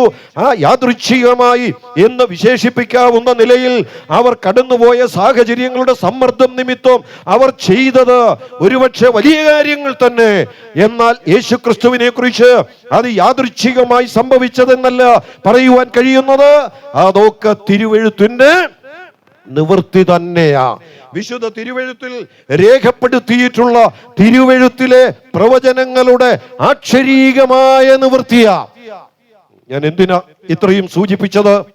ഒന്നാം വരവിനെ കുറിച്ച് എവിടെ വരുമെന്ന്, എങ്ങനെ വരുമെന്ന്, ആരിലൂടെ വരുമെന്ന്, വന്നാൽ എങ്ങനെ യെരൂശലേമിലേക്ക് പ്രവേശിക്കുമെന്ന് എന്ന് വേണ്ട, ഞാൻ ചില കാര്യങ്ങൾ മാത്രമേ പറഞ്ഞുള്ളൂ, ആ വാക്യങ്ങൾ മാത്രമേ ഒന്ന് സൂചിപ്പിച്ചുള്ളൂ. എന്നാൽ ഇങ്ങനെ ഒരു വാചകത്തിൽ അത് ഞാൻ ഒതുക്കുകയാ. സംഭവിച്ചത് മുഴുവൻ മുൻകൂട്ടി രേഖപ്പെടുത്തിയ തിരുവെഴുത്തിന്റെ നിവൃത്തിയാ. യേശുവിനെ കാൽവറിയിലെ ക്രൂശിൽ തറച്ചു കൊല്ലുവാൻ യഹൂദന്മാരും റോമൻ ഗവൺമെന്റും കൂടെ ശ്രമിച്ചു. അപ്പുറത്തും ഇപ്പുറത്തും രണ്ട് കള്ളന്മാർ നടുവിൽ നമ്മുടെ കർത്താവിനെയും ക്രൂശിച്ചു. കൊല്ലുവാൻ അവർ ശ്രമിച്ചു. പക്ഷേ ഇന്ന് രാത്രി ഞാൻ പറയട്ടെ, കൊല്ലാൻ അവർക്ക് കഴിഞ്ഞില്ല. കഴിഞ്ഞോ? കൊല്ലാൻ അവർക്ക് കഴിഞ്ഞില്ല. ക്രൂശിക്കാൻ കഴിഞ്ഞു, ഉപദ്രവിക്കാൻ കഴിഞ്ഞു, അടിക്കാൻ കഴിഞ്ഞു, ചെയ്യാവുന്ന ദ്രോഹങ്ങൾ മുഴുവൻ ചെയ്യാൻ കഴിഞ്ഞു. പക്ഷേ അവസാനം അവർ ചെന്ന് നോക്കുമ്പോൾ അവൻ തന്നെത്താൻ തല ചായ്ച്ച് ആത്മാവിനെ ഏൽപ്പിച്ചു കൊടുത്തു. അപ്പുറത്തും ഇപ്പുറത്തും കിടക്കുന്നവര് മരിച്ചില്ല, അതുകൊണ്ട് അവരുടെ കാൽ ഒടിച്ചവരെ കൊന്നു. എന്നാൽ നടുവിൽ കിടക്കുന്നവനെ നോക്കിയപ്പോൾ അവൻ മരിച്ചു കഴിഞ്ഞു. എങ്ങനെ മരിച്ചു? അവർ കൊന്നതല്ല. അതുകൊണ്ട് യേശുവിന്റെ മരണത്തെക്കുറിച്ച് ഞാൻ ഇങ്ങനെ തന്നെ പറയട്ടെ, അത് കൊലപാതകമല്ല. യഹൂദന്മാരും റോമൻ ഗവൺമെന്റും കൂടെ ക്രൂശിൽ തറച്ചു എന്നുള്ളത് ശരിയാ, പക്ഷേ അവർക്ക് കൊല്ലുവാൻ കഴിഞ്ഞില്ല. അവന്റെ മരണം അത് പ്രായശ്ചിത്ത മരണമാണ്, പകരമായി അനുഭവിച്ച മരണമാണ്, മനുഷ്യവർഗത്തിനു വേണ്ടി സ്വയം ഏറ്റുവാങ്ങിയ മരണമാണ്. അതുകൊണ്ടാണ് എബ്രായ ലേഖനം 2-ാം അധ്യായത്തിന്റെ 9-ാം വാക്യത്തിൽ ഇങ്ങനെ പറയുന്നത്, എങ്കിലും ദൈവകൃപയാൽ എല്ലാവർക്കും വേണ്ടി മരണം ആസ്വദിച്ചവൻ, എല്ലാവർക്കും വേണ്ടി മരിച്ചവൻ, പകരമായി മരിച്ചവൻ, പ്രായശ്ചിത്ത മരണം ഏറ്റുവാങ്ങിയവൻ. ഇങ്ങനൊരു മരണത്തെ ലോകത്തിന്റെ ചരിത്രത്തിൽ എവിടെയാ വിരൽ ചൂണ്ടി കാണിക്കാൻ കഴിയുന്നത്? ഇല്ലേ, ഇല്ല. കഴിഞ്ഞ നൂറ്റാണ്ടുകളുടെ ചരിത്ര താളുകൾ പരതിയാൽ ഇങ്ങനൊരു മരണം എവിടെയും സംഭവിച്ചിട്ടില്ല. നിസ്തുല്യമായ മരണം, സകല മനുഷ്യവർഗത്തിനുമായി ഏറ്റുവാങ്ങിയ മരണം. അതേക്കുറിച്ചുള്ള സകല വസ്തുതകളും ഞാൻ ഒന്നുകൂടി ഇങ്ങനെ പറഞ്ഞ് ആ ആശയവും അവിടെ നിർത്തുകയാണ്. ഒന്നാമത്തെ വരവിനോട് ബന്ധപ്പെട്ട് സംഭവിക്കേണ്ട കാര്യങ്ങൾ മുഴുവൻ തിരുവെഴുത്തിൽ രേഖപ്പെടുത്തിയിരുന്നത് അതുപോലെ നിവർത്തിക്കപ്പെട്ടു എങ്കിൽ ഈ വിശുദ്ധ വേദപുസ്തകത്തിൽ ഒന്നാമത്തെ വരവിനെ കുറിച്ച് എത്ര പ്രാവശ്യം പറഞ്ഞിട്ടുണ്ടോ അതിന്റെ 8 മടങ്ങ് രണ്ടാമത്തെ വരവിനെ കുറിച്ച് പറഞ്ഞിട്ടുണ്ട്. ശ്രദ്ധിക്കണം, ഒന്നാമത്തെ വരവിനെ കുറിച്ച് പറഞ്ഞിട്ടുള്ള പ്രവചനങ്ങൾ മുഴുവൻ അക്ഷരം പ്രതി നിവർത്തിക്കപ്പെട്ടു എങ്കിൽ ഒന്നാമത്തെ വരവിനെ കുറിച്ച് എത്ര പ്രവചനങ്ങൾ പറഞ്ഞിരുന്നോ അതിന്റെ 8 മടങ്ങ് ഈ പുസ്തകത്തിൽ ഇനിയും വരുവാനുള്ള പ്രത്യക്ഷതയെ കുറിച്ച് രേഖപ്പെടുത്തിയിട്ടുണ്ട്. അതുമാത്രമല്ല, വേദപുസ്തകത്തിലെ വാക്യങ്ങളിൽ 25-1 വെച്ച് രണ്ടാം വരവിനെ കുറിച്ചുള്ള പ്രവചനങ്ങളാ. ചോദിക്കട്ടെ, ഒന്നാമത്തെ വരവിനോട് ബന്ധപ്പെട്ടവ മുഴുവൻ വചനത്തിന്റെ നിവൃത്തിയായിരുന്നു എങ്കിൽ പറഞ്ഞത് മുഴുവൻ ഈ പുസ്തകത്തിൽ മുൻകൂട്ടി കുറിച്ചു വെച്ചത് മുഴുവൻ അങ്ങനെ തന്നെ നിവർത്തിക്കപ്പെട്ടുവെങ്കിൽ രണ്ടാമതും വരുമെന്ന് ഇതേ പുസ്തകത്തിൽ 8 മടങ്ങ് പ്രാവശ്യം രേഖപ്പെടുത്തിയിരിക്കുന്ന ആ സംഭവം ചരിത്രത്തിൽ നടക്കില്ലേ? നടക്കും പ്രിയപ്പെട്ടവരെ. അതങ്ങനെ തന്നെ ചരിത്രത്തിന്റെ ഭാഗമായി അധികം താമസിയാതെ തീരുവാൻ പോകുന്നു എന്നുള്ളത് സംശയലേശമന്യേ നമുക്ക് വിശ്വസിക്കാവുന്ന അല്ല. വിളിച്ചു പറയുവാൻ, അഭിമാനത്തോടെ വിളിച്ചു പറയുവാൻ, സധൈര്യം വിളിച്ചു പറയുവാൻ പ്രേരിപ്പിക്കുന്ന ഒരു അനുഗ്രഹീതമായ വിഷയമാണ്. എന്തുകൊണ്ടാണ് കർത്താവ് വീണ്ടും വരുമെന്ന് പറയുന്നത്? ഒന്ന്, അത് ഈ പുസ്തകത്തിൽ പറഞ്ഞിരിക്കുന്നത് കൊണ്ട്. ഈ പുസ്തകത്തിന്റെ പ്രത്യേകത എന്താ? ഇത് ദൈവത്തിന്റെ വചനമാണ്, ഇത് സത്യവചനമാണ്. ഇതിൽ പറഞ്ഞിരിക്കുന്നത് കൊണ്ട് നിവർത്തിക്കപ്പെടുമോ? ഓ, ഇതിൽ ഒന്നാമത്തെ വരവിനെ കുറിച്ച് പറഞ്ഞത് മുഴുവൻ അക്ഷരം പ്രതി നിവർത്തിക്കപ്പെട്ടത് കൊണ്ട് രണ്ടാമത്തെ വരവിനെ കുറിച്ച് പറഞ്ഞിട്ടുള്ളതും നിവർത്തിക്കപ്പെടുമെന്ന് വിശ്വസിക്കാൻ ഒരു ബുദ്ധിമുട്ടും വേണ്ട. അതങ്ങനെ തന്നെ ചരിത്രത്തിൽ സംഭവിക്കുവാൻ പോകുകയാ. ഇനി ഞാൻ അടുത്ത് പറയാൻ പോകുന്നത്, ഈ വരവിനെ കുറിച്ച് ദൈവത്തിന്റെ വചനത്തിൽ രേഖപ്പെടുത്തിയിട്ടുണ്ട് എന്നുള്ളത് ശരിയാ. എന്നാൽ അതോട് ബന്ധപ്പെട്ട് ശിഷ്യന്മാർ ചോദിച്ച ചില ചോദ്യങ്ങളുണ്ടല്ലോ, ആ ചോദ്യങ്ങൾക്ക് കർത്താവ് കൊടുത്ത മറുപടി, ആ മറുപടിയിൽ കാണുന്ന വിഷയങ്ങൾ ഓരോന്നോരോന്ന് ചരിത്രത്തിൽ സംഭവിച്ചു കൊണ്ടിരിക്കുന്നു എന്നുള്ളത്, ആ വരവ് എത്രയും പെട്ടെന്ന് നടക്കുമെന്നുള്ളത് ലോകത്തോട് വിളിച്ചു പറയുകയാ. നമുക്കറിയാം, ഈ വേദപുസ്തകം നമ്മൾ വായിച്ച് ഇതിന്റെ അവസാന ഭാഗത്തേക്ക് വരുമ്പോൾ, വെളിപ്പാട് പുസ്തകത്തിന്റെ ഒടുവിലത്തെ അധ്യായം, ഒടുവിലത്തെ വാക്യങ്ങളിലേക്ക് വരുമ്പോൾ കർത്താവ് തന്നെ ഇങ്ങനെ പറഞ്ഞ് അവസാനിപ്പിക്കുന്നത്. എന്താ പറഞ്ഞിരിക്കുന്നത്? ഇതാ ഞാൻ വേഗം വരുന്നു, ഇതാ ഞാൻ വേഗം വരുന്നു എന്ന് വരുവാൻ പോകുന്ന വരവിനെ കുറിച്ച് താൻ തന്നെ പറഞ്ഞ ഈ പുസ്തകം അവസാനിപ്പിച്ചിരിക്കുന്നത്. പറയട്ടെ, ഇന്ന് വരെ താൻ പറഞ്ഞ വാക്കുകൾ അതുപോലെ പാലിച്ചിട്ടുണ്ടെങ്കിൽ, അതുപോലെ നിവർത്തിച്ചിട്ടുണ്ടെങ്കിൽ ആ വാക്കും അധികം താമസിയാതെ നിവർത്തിക്കപ്പെടുക തന്നെ ചെയ്യും. പ്രിയപ്പെട്ടവരെ, ഞാൻ അതിന്റെ മൂന്നാമത്തെ ഭാഗത്തേക്ക് വേഗത്തിൽ വരികയാണ്.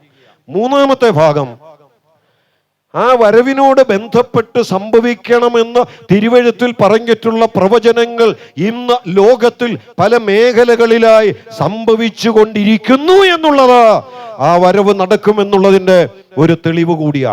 അതെന്തൊക്കെയാ? അത് അനേക വേദഭാഗങ്ങളുണ്ട്. നമ്മൾ വായിച്ച വാക്യത്തിൽ നിന്ന് മാത്രം, മത്തായി സുവിശേഷം 24-ാം അധ്യായത്തിന്റെ താഴോട്ടുള്ള ചില വാക്യങ്ങളിൽ നിന്ന് മാത്രം ഞാനൊന്ന് സൂചിപ്പിക്കാം. വേഗത്തിൽ അതിന്റെ താഴെ 3 മുതലുള്ള താഴോട്ട് ചില വാക്യങ്ങൾ നമുക്കൊന്ന് വായിക്കാം. മത്തായി സുവിശേഷം 24-ാം അധ്യായം 3 മുതൽ 7 വരെയുള്ള വാക്യങ്ങൾ മതി. നിങ്ങളൊന്ന് ശ്രദ്ധിക്കുക. അവൻ ഒലിവുമലയിൽ ഇരിക്കുമ്പോൾ ശിഷ്യന്മാർ തനിച്ച് അവന്റെ അടുക്കൽ വന്നു. അതെപ്പോൾ സംഭവിക്കുമെന്നും നിന്റെ വരവിനും ലോകാവസാനത്തിനും അടയാളം എന്ത് എന്നും പറഞ്ഞു തരണം എന്ന് അപേക്ഷിച്ചു. അതിന് യേശു ഉത്തരം പറഞ്ഞത്, അടുത്ത വാക്കുകൾ ശ്രദ്ധിക്കണം, നിന്റെ വരവിന്റെ അടയാളം എന്ത് എന്ന് ചോദിച്ച ചോദ്യത്തിന് കർത്താവ് അവർക്ക് കൊടുക്കുന്ന മറുപടിയാ, അവൻ കൊടുക്കുന്ന ഉത്തരമാ താഴോട്ടുള്ള വാക്യങ്ങളിൽ വായിക്കുന്നത്. എന്താ പറഞ്ഞിരിക്കുന്നത്? ആരും നിങ്ങളെ തെറ്റിക്കാതിരിപ്പാൻ സൂക്ഷിച്ചുകൊള്ളുവീൻ. ഞാൻ ക്രിസ്തു എന്ന് പറഞ്ഞ് അനേകർ എന്റെ പേരെടുത്തു വന്ന് പലരെയും തെറ്റിക്കും. അതൊന്നാമത്തെ കാര്യം. രണ്ടാമത്തേത്, നിങ്ങൾ യുദ്ധങ്ങളെയും യുദ്ധശ്രുതികളെയും കുറിച്ച് കേൾക്കും. ചഞ്ചലപ്പെടാതിരിപ്പാൻ സൂക്ഷിച്ചുകൊള്ളുക. അത് സംഭവിക്കേണ്ടത് തന്നെ, എന്നാൽ അത് അവസാനമല്ല. ജാതി ജാതിയോടും രാജ്യം രാജ്യത്തോടും എതിർക്കും. ക്ഷാമവും ഭൂകമ്പവും അവിടെ ഇവിടെ ഉണ്ടാകും. എങ്കിലും ഇതൊക്കെയും ഈറ്റുനോവിന്റെ ആരംഭമത്രേ. ഇവിടെ കർത്താവ് കൊടുത്ത മറുപടിയിലെ വാക്കുകളെ നമുക്കൊന്ന് മനസ്സിലാകാൻ വേണ്ടി 4 മേഖലകളായി ഞാനൊന്ന് തിരിച്ചു പറയാം. ഒന്ന്, പ്രകൃതിയിൽ നടക്കുന്ന ചില സംഭവങ്ങളാണ് സൂചിപ്പിച്ചിട്ടുള്ളത്. 2, ആത്മീക മേഖലയിൽ നടക്കുന്ന ചില കാര്യങ്ങളാണ്. 3, രാഷ്ട്രീയ മേഖലയിൽ നടക്കുന്ന ചില സംഭവങ്ങൾ. 4, ധാർമ്മിക മേഖലയിൽ നടക്കുന്ന ചില സംഭവങ്ങൾ. ഇവിടെ മാത്രമല്ല, നമ്മളിപ്പം മത്തായി സുവിശേഷം 24-ാം അധ്യായത്തിൽ നിന്നാണ് വായിച്ചത്. ഞാൻ ഓർപ്പിച്ചു, മർക്കോസിന്റെ സുവിശേഷം 13-ാം അധ്യായത്തിലുണ്ട്, ലൂക്കോസിന്റെ സുവിശേഷം 21-ാം അധ്യായത്തിലുണ്ട്, വേദപുസ്തകത്തിന്റെ മറ്റു പല വാക്യങ്ങളിലുമുണ്ട്. ആ വേദഭാഗങ്ങളെല്ലാം കൂടെ ചേർത്ത് ഈ വേദഭാഗത്തെ അല്പമായി ഞാനൊന്ന് വിശദീകരിക്കുകയാ. പ്രധാനമായി 4 മേഖലകളിൽ നടക്കുന്ന സംഭവങ്ങളെ കുറിച്ച് ഇവിടെ രേഖപ്പെടുത്തിയിട്ടുണ്ട്. ആ 4 മേഖലകളിലും നടക്കുന്ന സംഭവങ്ങൾ എന്തിന്റെ തെളിവാന്ന അവിടെ പറഞ്ഞിരിക്കുന്നത്, എന്തിന്റെ അടയാളമെന്ന അവിടെ പറഞ്ഞിരിക്കുന്നത്. ഇന്ന് രാത്രി ശ്രദ്ധിക്കണം പ്രിയപ്പെട്ടവരെ. കർത്താവിനോട് നിന്റെ വരവിന്റെ അടയാളം എന്ത് എന്ന് ചോദിച്ചപ്പോൾ ആ ചോദ്യത്തിന്റെ മറുപടിയായി 4 മേഖലകളിൽ നടക്കേണ്ട സംഭവങ്ങളെ കുറിച്ച് ചുരുക്കമായി സൂചിപ്പിച്ചിരിക്കുകയാണ്. അതിലൊന്ന് പ്രകൃതിയിൽ നടക്കുന്ന സംഭവമാണ്. പ്രകൃതിയിൽ നടക്കുന്ന സംഭവത്തെ അവിടെ രേഖപ്പെടുത്തിയിരിക്കുന്നത് ഭൂകമ്പം നടക്കും, പ്രകൃതി ദുരന്തങ്ങൾ നടക്കും, ക്ഷാമങ്ങൾ നടക്കും എന്നൊക്കെയാ. ഇന്നു രാത്രി ഈ കഴിഞ്ഞ 20-ാം നൂറ്റാണ്ടിന്റെ പകുതിക്ക് ശേഷം നടന്ന പ്രകൃതി ദുരന്തങ്ങളെ കുറിച്ച് ഞാൻ വർണ്ണിക്കുവാൻ ശ്രമിച്ചാൽ ഈ രാത്രി എനിക്ക് അനുവദിക്കപ്പെട്ട സമയം പോരാ. രാത്രി മുഴുവൻ ലഭിച്ചാലും വർണ്ണിക്കാൻ കഴിയാതെ വണ്ണം അത്രയേറെ ദുരന്തങ്ങൾ ഈ കഴിഞ്ഞ നാളുകളിൽ ലോക ചരിത്രത്തിൽ സംഭവിച്ചു കഴിഞ്ഞിരിക്കും. ഞാൻ ഇങ്ങനെ പറയട്ടെ, നമ്മുടെ പുറകോട്ടുള്ള 20 നൂറ്റാണ്ടുകളുടെ ചരിത്രം മാത്രം നമ്മൾ എടുത്തു നോക്കിയാൽ കഴിഞ്ഞ 20-ാം നൂറ്റാണ്ടിന്റെ പകുതിക്കു ശേഷം എന്ന് പറഞ്ഞാൽ ഇന്നേക്ക് പുറകോട്ട് ഏകദേശം ഒരു 75 വർഷത്തിന്റെ ചരിത്രം മാത്രം നാം നോക്കിയാൽ അതിന്റെ തൊട്ട് പിന്നിലുള്ള 2000-ഓളം വർഷങ്ങളെ അപേക്ഷിച്ച് ഈ കഴിഞ്ഞ 75 വർഷത്തെ മാത്രം ചരിത്രം നോക്കിയാൽ, 20-ാം നൂറ്റാണ്ടിന്റെ പകുതിക്ക് ശേഷമുള്ള ചരിത്രം മാത്രം നോക്കിയാൽ അതിനു മുൻപുള്ള 20 അല്ലെങ്കിൽ 19.5 നൂറ്റാണ്ടുകൾ നടന്നിട്ടുള്ള ഭൂകമ്പങ്ങളെക്കാൾ, പ്രകൃതി ദുരന്തങ്ങളെക്കാൾ കൂടുതൽ ദുരന്തങ്ങൾ നടന്ന ഒരു കാലയളവാണ് 20-ാം നൂറ്റാണ്ടിന്റെ പകുതിക്ക് ശേഷമുള്ളത് എന്ന് നമുക്ക് മനസ്സിലാക്കുവാൻ കഴിയും. ഞാൻ 1-2 ഒന്ന് പറയാം. പലതും ഞാൻ കുറിച്ചു വെച്ചിട്ടുണ്ട്. 1976 ഇവിടെ ഇരിക്കുന്ന നാം ഒക്കെ ജീവിച്ചിരുന്ന അതേ കാലഘട്ടം തന്നെയാണ്. ചൈനയിൽ നടന്നൊരു ഭൂകമ്പത്തിന്റെ വാർത്ത നാം കേട്ടതാണ്. 7 ലക്ഷം പേരാണ് ആ ഒരു ഭൂകമ്പത്തിലൂടെ മരിച്ചത്. അതേ തുടർന്ന് തന്നെ ആ കാലഘട്ടത്തിൽ തന്നെ ഇറാനിൽ കൂടെ നടന്ന ഭൂകമ്പങ്ങളെ കുറിച്ച് ചരിത്രം സാക്ഷ്യപ്പെടുത്തുന്നുണ്ട്. എന്തിന് ഇറാനിൽ പോണു, എന്തിന് ചൈനയിൽ പോണു? 1993 നമ്മുടെ സ്വന്തം രാജ്യത്ത് നടന്നില്ലേ? ഇന്ത്യയിലെ ലത്തൂർ എന്ന് പറയുന്ന സ്ഥലത്ത് നടന്നില്ലേ? 6 മാസത്തിനിടെ 100ഓളം ഭൂകമ്പങ്ങളാണ് അവിടെ സംഭവിച്ചത്. അതിനുശേഷവും ചെറുതും വലുതുമായ എത്രയോ ഭൂകമ്പങ്ങൾ. ഞാൻ ഇങ്ങനെ കരുതുകയാ, ഇന്ന് ചെറിയ ചില ഭൂകമ്പങ്ങളൊന്നും നടന്നാൽ അതൊന്നും ഒരു വാർത്തയേ അല്ലെന്നായി. എന്താ കാരണം?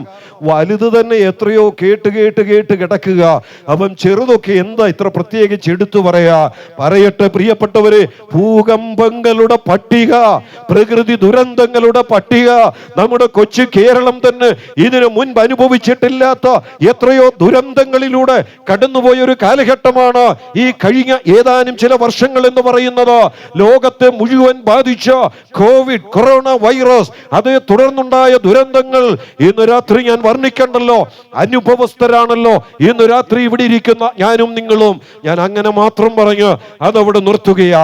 കഴിഞ്ഞ നൂറ്റാണ്ടുകളിൽ നടന്നിട്ടുള്ളതിൽ വെച്ച് ഏറ്റവും അധികം പ്രകൃതി ദുരന്തങ്ങൾ നടന്ന ഒരു കാലഘട്ടമാണ് 20-ാം നൂറ്റാണ്ടിന്റെ പകുതിക്ക് ശേഷമുള്ള ഞാനും നിങ്ങളും ജീവിച്ചു കൊണ്ടിരിക്കുന്ന ഈ പ്രത്യേകമായ കാലഘട്ടം എന്ന് പറയുന്നത്. അതെന്തിന്റെ അടയാളമാണെന്ന് നമ്മുടെ കർത്താവ് പറഞ്ഞത്? തന്റെ വരവിന്റെ അടയാളമെന്നാ പറഞ്ഞിരിക്കുന്നത്. ഇനി രാഷ്ട്രീയ മേഖലയിലോട്ടൊന്ന് നോക്കിക്കേ. ആദ്യം മുതലേ യുദ്ധങ്ങളുണ്ട്. പഴയ നിയമകാലത്ത് രാജാക്കന്മാർ തമ്മിൽ യുദ്ധങ്ങളുണ്ട്. പുതിയ നിയമത്തിന്റെ പേജുകൾ അവിടെയും കലഹങ്ങളെ, യുദ്ധങ്ങളൊക്കെ നമുക്ക് കാണാൻ കഴിയും. എന്നാൽ ഞാൻ ചോദിക്കട്ടെ, നമ്മുടെ ചരിത്രം സാക്ഷ്യപ്പെടുത്തുന്ന മഹായുദ്ധങ്ങൾ എന്നറിയപ്പെടുന്ന 1-ാം ലോകമഹായുദ്ധമാകട്ടെ, 2-ാം ലോകമഹായുദ്ധമാകട്ടെ നടന്നത് എന്നാണെന്നറിയാമോ? 20-ാം നൂറ്റാണ്ടിലാ. അപ്പോൾ 20-ാം നൂറ്റാണ്ട് മുതലുള്ള കാലഘട്ടം എന്ന് പറയുന്നത് മഹായുദ്ധങ്ങളുടെ കാലഘട്ടം എന്നാണ് ചരിത്രം വിശേഷിപ്പിക്കുന്നത്. ഇന്നിപ്പോ ഇവിടെ ഇരിക്കുന്ന ഞാനും നിങ്ങളും യുദ്ധത്തിന്റെ പട്ടികയെക്കുറിച്ച് ഞാൻ വിശദീകരിച്ച് കേട്ട് മനസ്സിലാക്കേണ്ട ഒരവസ്ഥയിൽ ഇരിക്കുന്നവരല്ല. ആണോ? അല്ല. എന്തുകൊണ്ട്? ഓരോ നിമിഷവും മിസൈൽ വീഴുന്ന വാർത്ത നമ്മൾ കേട്ടുകൊണ്ടിരിക്കുക. ഇസ്രായേൽ, അമേരിക്ക, ഇറാന്, അതിന്റെ ഇടയ്ക്ക് പാകിസ്ഥാന്, ചൈന, അവരുടെയൊക്കെ പേരുകൾ ചില മധ്യസ്ഥ ശ്രമങ്ങൾക്ക്. എന്തിന് മധ്യസ്ഥ ശ്രമങ്ങൾ നടക്കുന്നു? വെടിനിർത്തൽ പ്രഖ്യാപിക്കുന്നു. അതിന്റെ മഷി, ആ രേഖയുടെ മഷി ഉണങ്ങുന്നതിന് മുൻപ് അടുത്ത മിസൈൽ ആക്രമണം നടക്കുന്നു. ഒരു സുരക്ഷിതത്വമില്ലാത്ത, ഒരു നിമിഷം യുദ്ധത്തിന്റെ വാർത്തയില്ലാത്ത ഒരു സാഹചര്യത്തിലൂടെയല്ലേ ഞാനും നിങ്ങളും കടന്നുപോയിക്കൊണ്ടിരിക്കുന്നത്? പ്രിയപ്പെട്ടവരെ, അറിയപ്പെടുന്ന പ്രബലമായ യുദ്ധങ്ങൾ മാത്രമാണോ? ആഭ്യന്തര കലഹങ്ങൾ എന്തെല്ലാം നടന്നുകൊണ്ടിരിക്കുകയാ. ഇവിടെ രേഖപ്പെടുത്തിയിട്ടുള്ളതുപോലെ രാജ്യം രാജ്യത്തോട്, ജാതി ജാതിയോട്. ഞാനത് അല്പം ഒന്ന് വിശദീകരിക്കട്ടെ. മതം മതങ്ങൾ തമ്മിൽ, മനുഷ്യർ മനുഷ്യർ തമ്മിൽ, കുടുംബങ്ങൾ കുടുംബങ്ങൾ തമ്മിൽ നടന്നുകൊണ്ടിരിക്കുന്ന കലഹങ്ങൾ, പോരാട്ടങ്ങൾ, യുദ്ധങ്ങൾ, ഇതെല്ലാം വർദ്ധിച്ചു വന്നിരിക്കുന്ന ഒരു കാലഘട്ടത്തിലല്ലയോ ഞാനും നിങ്ങളും ജീവിക്കുന്നത്? എന്താ ഇത് ലോകത്തോട് വിളിച്ചു പറയുന്നത്? നമ്മുടെ കർത്താവിന്റെ വരവ് അടുത്തിരിക്കുന്നു. കർത്താവ് തന്നെ പറഞ്ഞത് അടയാളം. ഇനി ആത്മീയ മേഖല നമ്മളൊന്ന് നോക്കി. ആത്മീയ മേഖലയെ കുറിച്ച് പറയുമ്പോൾ ഒരു കാര്യം മാത്രം ഞാൻ ഇങ്ങനെ പറയട്ടെ. നമ്മുടെ കഴിഞ്ഞ നൂറ്റാണ്ടെന്ന് പറയുന്നത്, എന്ന് പറഞ്ഞാൽ 20-ാം നൂറ്റാണ്ടെന്ന് പറയുന്നത്, നമ്മുടെ കർത്താവ് ഇവിടെ വന്ന് ജനിച്ച് ജീവിച്ചു മരിച്ച് അടക്കപ്പെട്ട് ഉയർത്തെഴുന്നേറ്റ് സ്വർഗാരോഹണം ചെയ്ത ശേഷമുള്ള 19 നൂറ്റാണ്ടുകൾ കഴിഞ്ഞ് തൊട്ടു മുൻപിലത്തെ 20-ാമത്തെ നൂറ്റാണ്ടെന്ന് പറയുന്നത് അനേകർ ഞാൻ ക്രിസ്തുവാണെന്ന് അവകാശപ്പെട്ട് ചരിത്രത്തിലേക്ക് വന്ന ഒരു കാലഘട്ടമാ. എന്ന് പറഞ്ഞാൽ എതിർ ക്രിസ്തുക്കൾ ധാരാളം വന്ന ഒരു കാലഘട്ടമാണ്. നമുക്കറിയാം 1978 800ഓളം അനുയായികളുമായി ആത്മഹത്യ ചെയ്ത ജിം ജോൺസ് എന്ന് പറയുന്ന ഒരു വ്യക്തി താൻ ക്രിസ്തു എന്ന് അവകാശപ്പെട്ടവനാണ്. മറ്റൊരു വ്യക്തിയെ കുറിച്ച് നമുക്ക് ധാരാളം കേട്ടിട്ടുണ്ട്. ഓഷോ രജനീഷ് എന്ന് പറയുന്ന ഒരു വ്യക്തി അധാർമികതയുടെ പര്യായമായിരുന്നു. അദ്ദേഹത്തിന്റെ കൂട്ടങ്ങളെ കുറിച്ചോ അധാർമികതയുടെ വിവരണങ്ങളോ ഇന്ന് രാത്രി പരസ്യമായി പറയുവാൻ പോലും ലജ്ജിക്കേണ്ട വാർത്തകളാണ്. 1993 90 അനുയായികളോടുകൂടി ജീവനൊടുക്കിയ ഡേവിഡ് കൊറേഷ് എന്ന് പറയുന്ന ഒരു വ്യക്തിയുണ്ട്. ഇവരൊക്കെ അവകാശപ്പെട്ടത് എന്താണെന്നറിയാമോ? ഞാനാ ക്രിസ്തു, ഞാനാ ക്രിസ്തു. ഇതെല്ലാം ഒരു സത്യത്തിലേക്ക് വിരൽ ചൂണ്ടുകയാ കേട്ടോ. ഒരു എതിർ ക്രിസ്തു വരുമെന്നുള്ളത്. ഇന്നു രാത്രി അവിടേക്ക് പോകാൻ എനിക്ക് സമയമില്ല. ഇതെല്ലാം അവിടേക്ക് വിരൽ ചൂണ്ടുകയാ. ആത്മീയ മേഖലയിൽ എതിർ ക്രിസ്തുക്കൾ എഴുന്നേറ്റിട്ടുള്ള ഒരു കാലഘട്ടമാണ് നാം ഇപ്പോൾ ജീവിച്ചു കൊണ്ടിരിക്കുന്ന ഈ ഒടുവിലത്തെ കാലഘട്ടം എന്ന് പറയുന്നത്. അപ്പോൾ പ്രകൃതിയിലാകട്ടെ, ആത്മീയമായിട്ടാകട്ടെ, രാഷ്ട്രീയപരമായിട്ടാകട്ടെ, ധാർമ്മിക മേഖലയിലാകട്ടെ. ധാർമ്മിക മേഖലയെ കുറിച്ച് പറയാനാണെങ്കിൽ ഒത്തിരിയുണ്ട്. ഞാനൊരു വേദഭാഗം മാത്രം അങ്ങ് പറയാം. തിമോത്തിയോസിന്റെ 2-ാം ലേഖനം 3-ാം അധ്യായത്തിന്റെ ആദ്യത്തെ വാക്യങ്ങൾ നമ്മളൊന്ന് വായിച്ചാൽ മതി. 1 മുതൽ 5 വരെയുള്ള വാക്യങ്ങൾ വായിക്കണ്ട. അന്ത്യകാലത്ത് ദുർഘട സമയങ്ങൾ വരുമെന്ന് പറഞ്ഞ് അന്ന് സംഭവിക്കാൻ സാധ്യതയുള്ള അധാർമികതയുടെ ഒരു വിശദീകരണം അവിടെ രേഖപ്പെടുത്തിയിട്ടുണ്ട്. എന്തിന് ഞാൻ ഇന്ന് രാത്രി വിശദീകരിക്കണമോ? കഴിഞ്ഞ കാലങ്ങളെ അപേക്ഷിച്ച് മനുഷ്യബന്ധങ്ങൾക്ക് വിലയില്ലാത്ത, മനുഷ്യ ജീവന് വിലയില്ലാത്ത, എന്ത് അധാർമികതയും ചെയ്യുവാൻ മടിക്കാത്ത അനേകരെ കൊണ്ട് നിറഞ്ഞ ഒരു കാലഘട്ടത്തിലല്ലയോ ഞാനും നിങ്ങളും ജീവിക്കുന്നത്. രാഷ്ട്രീയപരമായ അടയാളങ്ങളെ കുറിച്ച് പറയുമ്പോൾ എടുത്തു പറയേണ്ട വളരെ പ്രധാനപ്പെട്ട ഒരു അടയാളമുണ്ട്. അത് മത്തായി സുവിശേഷം 24-ാം അധ്യായത്തിൽ രേഖപ്പെടുത്തിയിട്ടുണ്ട്. അവിടെ മാത്രമല്ല, 24-ാം അധ്യായത്തിന്റെ 32-ാമത്തെ വാക്യം, ലൂക്കോസിന്റെ സുവിശേഷം 21-ാം അധ്യായം 29-ാം വാക്യത്തിലുമുണ്ട്. ഞാനത് എടുത്തു വായിക്കാതെ ഇങ്ങനെ പറയട്ടെ. അത്തിയുടെ തളിർപ്പ് എന്ന ഒരു പ്രയോഗം അവിടെ രേഖപ്പെടുത്തിയിട്ടുണ്ട്. എന്ന് പറഞ്ഞാൽ ഇസ്രായേൽ ജനം, യഹൂദ ജനം ലോകം മുഴുവൻ ചിതറിപ്പോയിടത്തു നിന്ന് അവരെല്ലാവരും മടങ്ങി വരുമെന്ന് പറഞ്ഞ ഒരു പ്രവചനം, ഒന്നല്ല നിരവധി പ്രവചനങ്ങൾ. ഇന്ന് രാത്രി ചില വാക്യങ്ങൾ ഞാൻ കുറിച്ചു വെച്ചിട്ടുണ്ട്. അതിൽ 2-3 വീതം ഒന്ന് പറയാം. എടുത്തൊന്നും വായിപ്പിക്കുന്നില്ല, അതിന് സമയമില്ല. ഞാൻ ഇങ്ങനെ പറയട്ടെ.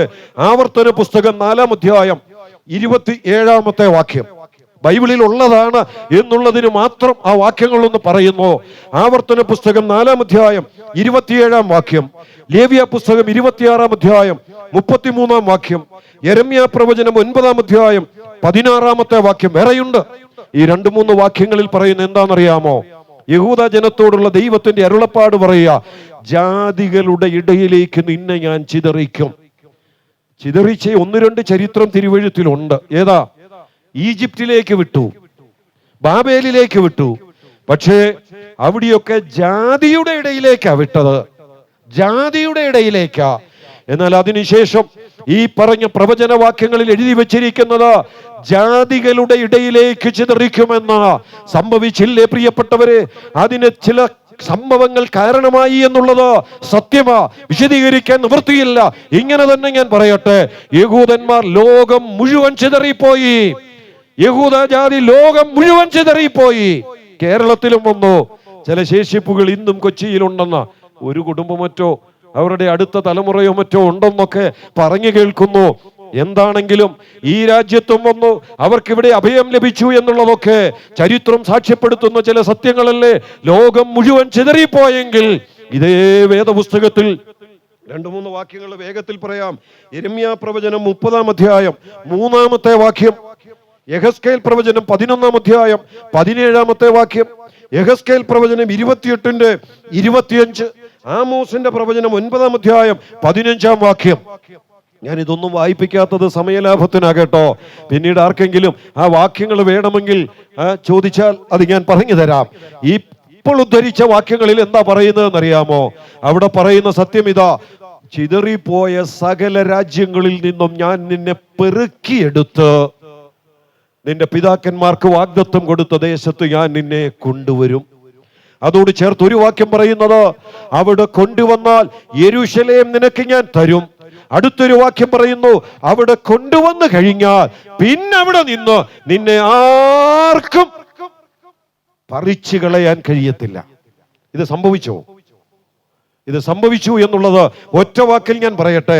1948 മെയ് മാസം 14-ാം തീയതി ഇസ്രായേൽ എന്നൊരു രാഷ്ട്രം അനേക നൂറ്റാണ്ടുകൾക്ക് ശേഷം ചിതറിപ്പോയ രാജ്യങ്ങളിൽ നിന്ന് ചിതറി വന്ന ഒരു ശേഷിപ്പ് അവിടെ ഒരു രാഷ്ട്രം രൂപീകരിച്ചുവെങ്കിൽ എന്നാ സംഭവിച്ചത്? ഈ അത്തി തളിർത്തത് എന്നാ? അടുത്ത കാലത്താ. എന്നാ? 1948 മെയ് മാസം 14-ാം തീയതി. എന്താ കർത്താവ് പറഞ്ഞത്? എൻ്റെ വരവിൻ്റെ അടയാളങ്ങളിൽ ഒന്ന് ഈ സംഭവിക്കാൻ പോകുന്നത്. ഞാൻ അതും അവിടെ നിർത്തട്ടെ. ആത്മീക മേഖലയിലെ സംഭവങ്ങൾ അവന്റെ വരവിന്റെ അടയാളമല്ലയോ? അത് ചരിത്രത്തിൽ അതേപോലെ നിറവേറുകയല്ലയോ? രാഷ്ട്രീയ മണ്ഡലമാകട്ടെ, അത് അതുപോലെ നിറവേറ്റപ്പെടുകയല്ലേ? പ്രകൃതിയിലെ ദുരന്തങ്ങളാകട്ടെ, ധാർമ്മിക മേഖലയാകട്ടെ, ഇതെല്ലാം ഒരുപോലെ സാക്ഷ്യപ്പെടുത്തുന്നു അവന്റെ വരവിന്റെ അടയാളങ്ങളാണ്. ഇന്ന് ലോകത്തിൽ സംഭവിച്ചു കൊണ്ടിരിക്കുന്ന സകല സംഭവങ്ങളും നമ്മുടെ കർത്താവ് മടങ്ങി വരാറായി എന്നുള്ള ആ അനുഗ്രഹീതമായ ഒരു യാഥാർത്ഥ്യത്തെക്കുറിച്ച് അല്ല, ആ പ്രവചനത്തെക്കുറിച്ച് വിളിച്ചു പറഞ്ഞുകൊണ്ടിരിക്കുന്നു എന്നുള്ളത് ദൈവവചനത്തിന്റെ അടിസ്ഥാനത്തിൽ നമുക്ക് മനസ്സിലാക്കുവാൻ കഴിയും. അല്പം ചില നിമിഷങ്ങളുടെയുള്ളൂ എന്നോട് പറഞ്ഞ സമയം, അതുകൊണ്ട് വേഗത്തിൽ ഞാൻ അതിൻ്റെ അവസാന ഭാഗത്തേക്ക് വരികയാ. ഇങ്ങനൊക്കെയുള്ള തെളിവുകൾ ദൈവത്തിന്റെ വചനത്തിൽ പറഞ്ഞത് നിവർത്തിക്കപ്പെട്ടുകൊണ്ടിരിക്കുമ്പോൾ ഒരു കാര്യം നമുക്ക് അംഗീകരിക്കാം, ഒരു കാര്യം നമുക്ക് മനസ്സിലാക്കാം. ഈ പുസ്തകം സാക്ഷ്യപ്പെടുത്തുന്നു കർത്താവിന്റെ മടങ്ങി വരവ് സംഭവിക്കും. അതിനി അധിക കാലമില്ല. പക്ഷെ ഞാൻ ഒരു കാര്യം പറയട്ടെ, ഈ മത്തായി സുവിശേഷം 24-ാം അധ്യായമാകട്ടെ, മർക്കോസ് 13 ആകട്ടെ, ലൂക്കോസ് 21 ആകട്ടെ, പഴയ നിയമത്തിലെ പ്രവചനങ്ങളാകട്ടെ, ഇതെല്ലാം പറയുന്നത് കർത്താവിൻ്റെ മടങ്ങിവരവെന്ന് പറയുമ്പോൾ കർത്താവ് സ്വർഗാരോഹണം ചെയ്തത് എവിടെ നിന്നാണോ ആ ഒലിവുമലയിലേക്ക് മടങ്ങി വന്ന് കാലുകുത്താൻ പോകുന്ന സംഭവത്തെക്കുറിച്ചാണ്. അതിന് ദൈവവചനത്തിന്റെ പഠനത്തിന്റെ ഭാഷയിൽ നമുക്ക് ഇങ്ങനെ പറയാം, മഹത്വ പ്രത്യക്ഷത എന്ന് പറയാം. വരുവാൻ പോകുന്ന ആ മടങ്ങിവരവിനെ കുറിച്ചാണ് പറയുന്നത്. എന്തിനു വേണ്ടി ആ വരവ് വരുന്നതെന്നറിയാമോ? അങ്ങനെ വന്നാൽ ദാവീദിന്റെ സന്തതിയായവൻ ദാവീദിന്റെ സിംഹാസനത്തിലിരുന്ന് ലോകത്ത് നീതിയോടെ 1000 വർഷം ഭരിക്കുവാൻ പോകുന്ന ആ സഹസ്രാബ്ദ യുഗത്തിലേക്കുള്ള പ്രവേശനമാണ് ആ മടങ്ങിവരവ് എന്ന് പറയുന്നത്. അതുകൊണ്ട് ഞാൻ ഇങ്ങനെ പറയട്ടെ, ദൈവ വചനത്തിൽ നമ്മുടെ കർത്താവിന്റെ മടങ്ങി വരവിനെ കുറിച്ച് പറയുന്ന പ്രവചനങ്ങൾ മുഴുവൻ നിവർത്തിക്കപ്പെട്ടുകൊണ്ടിരിക്കുന്നു. ആ പ്രവചനങ്ങളുടെ നിവൃത്തി എന്ന് പറയുന്നത് മുഴുവനായും തന്റെ മഹത്വ പ്രത്യക്ഷതയുടെ അടയാളങ്ങളാണ്. എന്നാൽ ഇന്നു രാത്രി എനിക്ക് ഒടുവിലായി പറയുവാനുള്ളത്, ആ സംഭവങ്ങളും അടയാളങ്ങളും മഹത്വ പ്രത്യക്ഷതയിലേക്കാണ് വിരൽ ചൂണ്ടുന്നതെങ്കിൽ അതിനൊരു 7 വർഷം മുമ്പ് വേറൊരു മടങ്ങിവരവിനെ കുറിച്ചും ഇതേ വേദപുസ്തകം പറയുന്നുണ്ട്. വാക്യങ്ങൾ മാത്രം ഞാൻ പറയാം. ആ വാക്യങ്ങൾ യോഹന്നാന്റെ സുവിശേഷം 14-ാം അധ്യായം 1 മുതൽ 3 വരെയുള്ള വാക്യങ്ങളാണ്. തെസ്സലോനിക്കർ എഴുതിയ 1-ാം ലേഖനം 4-ാം അധ്യായം 16-17 വാക്യങ്ങളാണ്. ഫിലിപ്പ് ലേഖനം 3-ാം അധ്യായം 20-21 വാക്യങ്ങളാണ്. എബ്രായ ലേഖനം 9-ാം അധ്യായം 27-28 വാക്യങ്ങളാണ്. വേറെയും വാക്യങ്ങളുണ്ട്. ഈ വാക്യങ്ങളൊക്കെ ആ മഹത്വ പ്രത്യക്ഷത എന്ന വരവിന് തൊട്ട് മുൻപ് ഒരു 7 വർഷങ്ങൾക്ക് മുൻപ് നടക്കേണ്ട മടങ്ങി വരവിന്റെ ആദ്യഘട്ടത്തെ കുറിച്ച് പറയുകയാ. അതുകൊണ്ട് ഇന്ന് രാത്രി ഞാൻ ഇങ്ങനെ പറയട്ടെ പ്രിയപ്പെട്ടവരെ, ഈ പ്രവചന പുസ്തകത്തിൽ, ഈ ദൈവത്തിന്റെ വചനത്തിൽ കർത്താവിന്റെ മടങ്ങി വരവിന് അടയാളമായി നടക്കണമെന്ന് പറഞ്ഞിട്ടുള്ള സകല സംഭവങ്ങളുടെയും പൂർത്തീകരണം ആ മടങ്ങി വരവെന്ന മഹത്വ പ്രത്യക്ഷതയ്ക്ക് മുമ്പ് നടക്കേണ്ടതാ. എന്നാൽ ഇന്ന് രാത്രി പറയട്ടെ പ്രിയപ്പെട്ടവരെ, 17 വർഷങ്ങൾക്ക് മുൻപ് നടക്കേണ്ട ആ വരവിന് മുൻപായി നിറവേറ്റപ്പെടണം എന്ന് വചനത്തിൽ പറഞ്ഞിട്ടുള്ള ഒരു പ്രവചനവും ഇനിയും ശേഷിക്കുന്നില്ല. സകലതും സംഭവിച്ചു കഴിഞ്ഞു.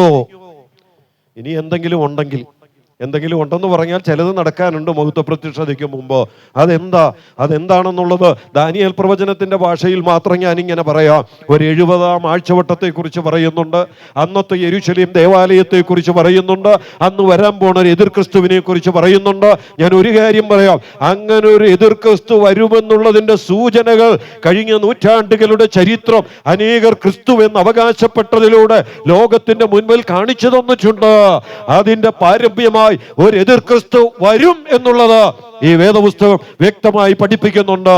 അതൊക്കെ മഹത്വ പ്രത്യക്ഷതയ്ക്ക് മുമ്പ്. എന്നാൽ അതിനു മുൻപ് 7 വർഷത്തെ ആ കാലഘട്ടത്തിന് മുൻപ് നടക്കേണ്ട ഒരു വരവ്, അതാണ് ഇന്ന് ദൈവസഭ കാത്തിരിക്കുന്നത്. ഞാൻ ഒരു വാക്യം മാത്രം വായിക്കാം. ഉദ്ധരിച്ച ആ വാക്യങ്ങളിൽ നിന്ന്, ഞാൻ റെഫറൻസ് പറഞ്ഞ ആ വാക്യങ്ങളിൽ നിന്ന് ഒരെണ്ണം മാത്രം. എബ്രായ ലേഖനം 9-ാം അധ്യായത്തിന്റെ 27-28 വാക്യങ്ങൾ, 26 മുതലുള്ള വാക്യങ്ങൾ. അങ്ങനെയായാൽ ലോകസ്ഥാപനം മുതൽ അവൻ പലപ്പോഴും കഷ്ടമനുഭവിക്കേണ്ടിയിരുന്നു. എന്നാൽ അവൻ ലോകാവസാനത്തിൽ സ്വന്തം യാഗം കൊണ്ട് പാപപരിഹാരം വരുത്തുവാൻ ഒരിക്കൽ പ്രത്യക്ഷനായി. ഒരിക്കൽ മരിക്കുകയും പിന്നെ ന്യായവിധിയും മനുഷ്യർക്ക് നിയമിച്ചിരിക്കയാൽ ക്രിസ്തുവും അങ്ങനെ തന്നെ അനേകരുടെ പാപങ്ങളെ ചുമപ്പാൻ ഒരിക്കൽ അർപ്പിക്കപ്പെട്ടു. തനിക്കായി കാത്തു നിൽക്കുന്നവരുടെ രക്ഷയ്ക്കായി അവൻ പാപം കൂടാതെ രണ്ടാമത് പ്രത്യക്ഷനാകും. മഹത്വ പ്രത്യക്ഷത അതിന് തൊട്ട് മുൻപ് 7 വർഷങ്ങൾക്ക് ഇപ്പുറത്ത് കർത്താവിന്റെ മടങ്ങിവരവിന്റെ ഒരു ഘട്ടം തെസ്സലോനിക്ക ലേഖനത്തിൽ പറയുന്നു. കർത്താവ് താൻ ഗംഭീരനാദത്തോടെ, പ്രധാന ദൂതന്റെ ശബ്ദത്തോടെ, ദൈവത്തിന്റെ കാഹളത്തോടെ സ്വർഗത്തിൽ നിന്ന് ഇറങ്ങി വരും. എന്തിനു വേണ്ടി വരുന്നു? ആ വരവിനെ കുറിച്ചാണ് ഇവിടെ പറഞ്ഞിരിക്കുന്നത്. പാപം കൂടാതെ പ്രത്യക്ഷനാകും, തനിക്കായി കാത്തു നിൽക്കുന്നവരുടെ രക്ഷയ്ക്ക്. ഈ വാക്യങ്ങളൊക്കെ ദൈവജനത്തിന്റെ പ്രത്യാശ വർദ്ധിപ്പിക്കുന്നതാ, വിശദീകരിക്കേണ്ടതാ. സമയമെടുക്കാൻ നിവൃത്തിയില്ല. ഞാൻ ഇങ്ങനെ പറയട്ടെ, തനിക്കായി കാത്തു നിൽക്കുന്ന ഒരു കൂട്ടം ഇവിടെയുണ്ട്. അവരെ കൊണ്ടുപോകുവാൻ വരുന്ന വരവാ, ദൈവസഭയെ തന്റെ അരികിലേക്ക് ചേർക്കുവാൻ വരുന്ന വരവാ. ആ വരവിന് മുൻപ് നിവർത്തിക്കപ്പെടണമെന്ന് വചനം പറയുന്ന ഒരു പ്രവചനവും ഇനിയും ശേഷിക്കുന്നില്ല. അങ്ങനാണെങ്കിൽ ഇനി എപ്പം വേണമെങ്കിലും അത് സംഭവിക്കാം. പ്രിയപ്പെട്ടവരെ, അവിടെ രണ്ടാമത് പ്രത്യക്ഷനാകുമെന്ന് പറയുമ്പോൾ അതിന്റെ തൊട്ടു മുമ്പ് വായിച്ച ഒരു വാക്യമുണ്ടല്ലോ. എന്തുകൊണ്ട് രണ്ടാമത് പ്രത്യക്ഷനാകുമെന്ന് പറഞ്ഞു? അതിനു മുമ്പ് ഒന്നാമത് പ്രത്യക്ഷനായതുകൊണ്ട്. എന്തിനാ ഒന്നാമത് പ്രത്യക്ഷനായത്?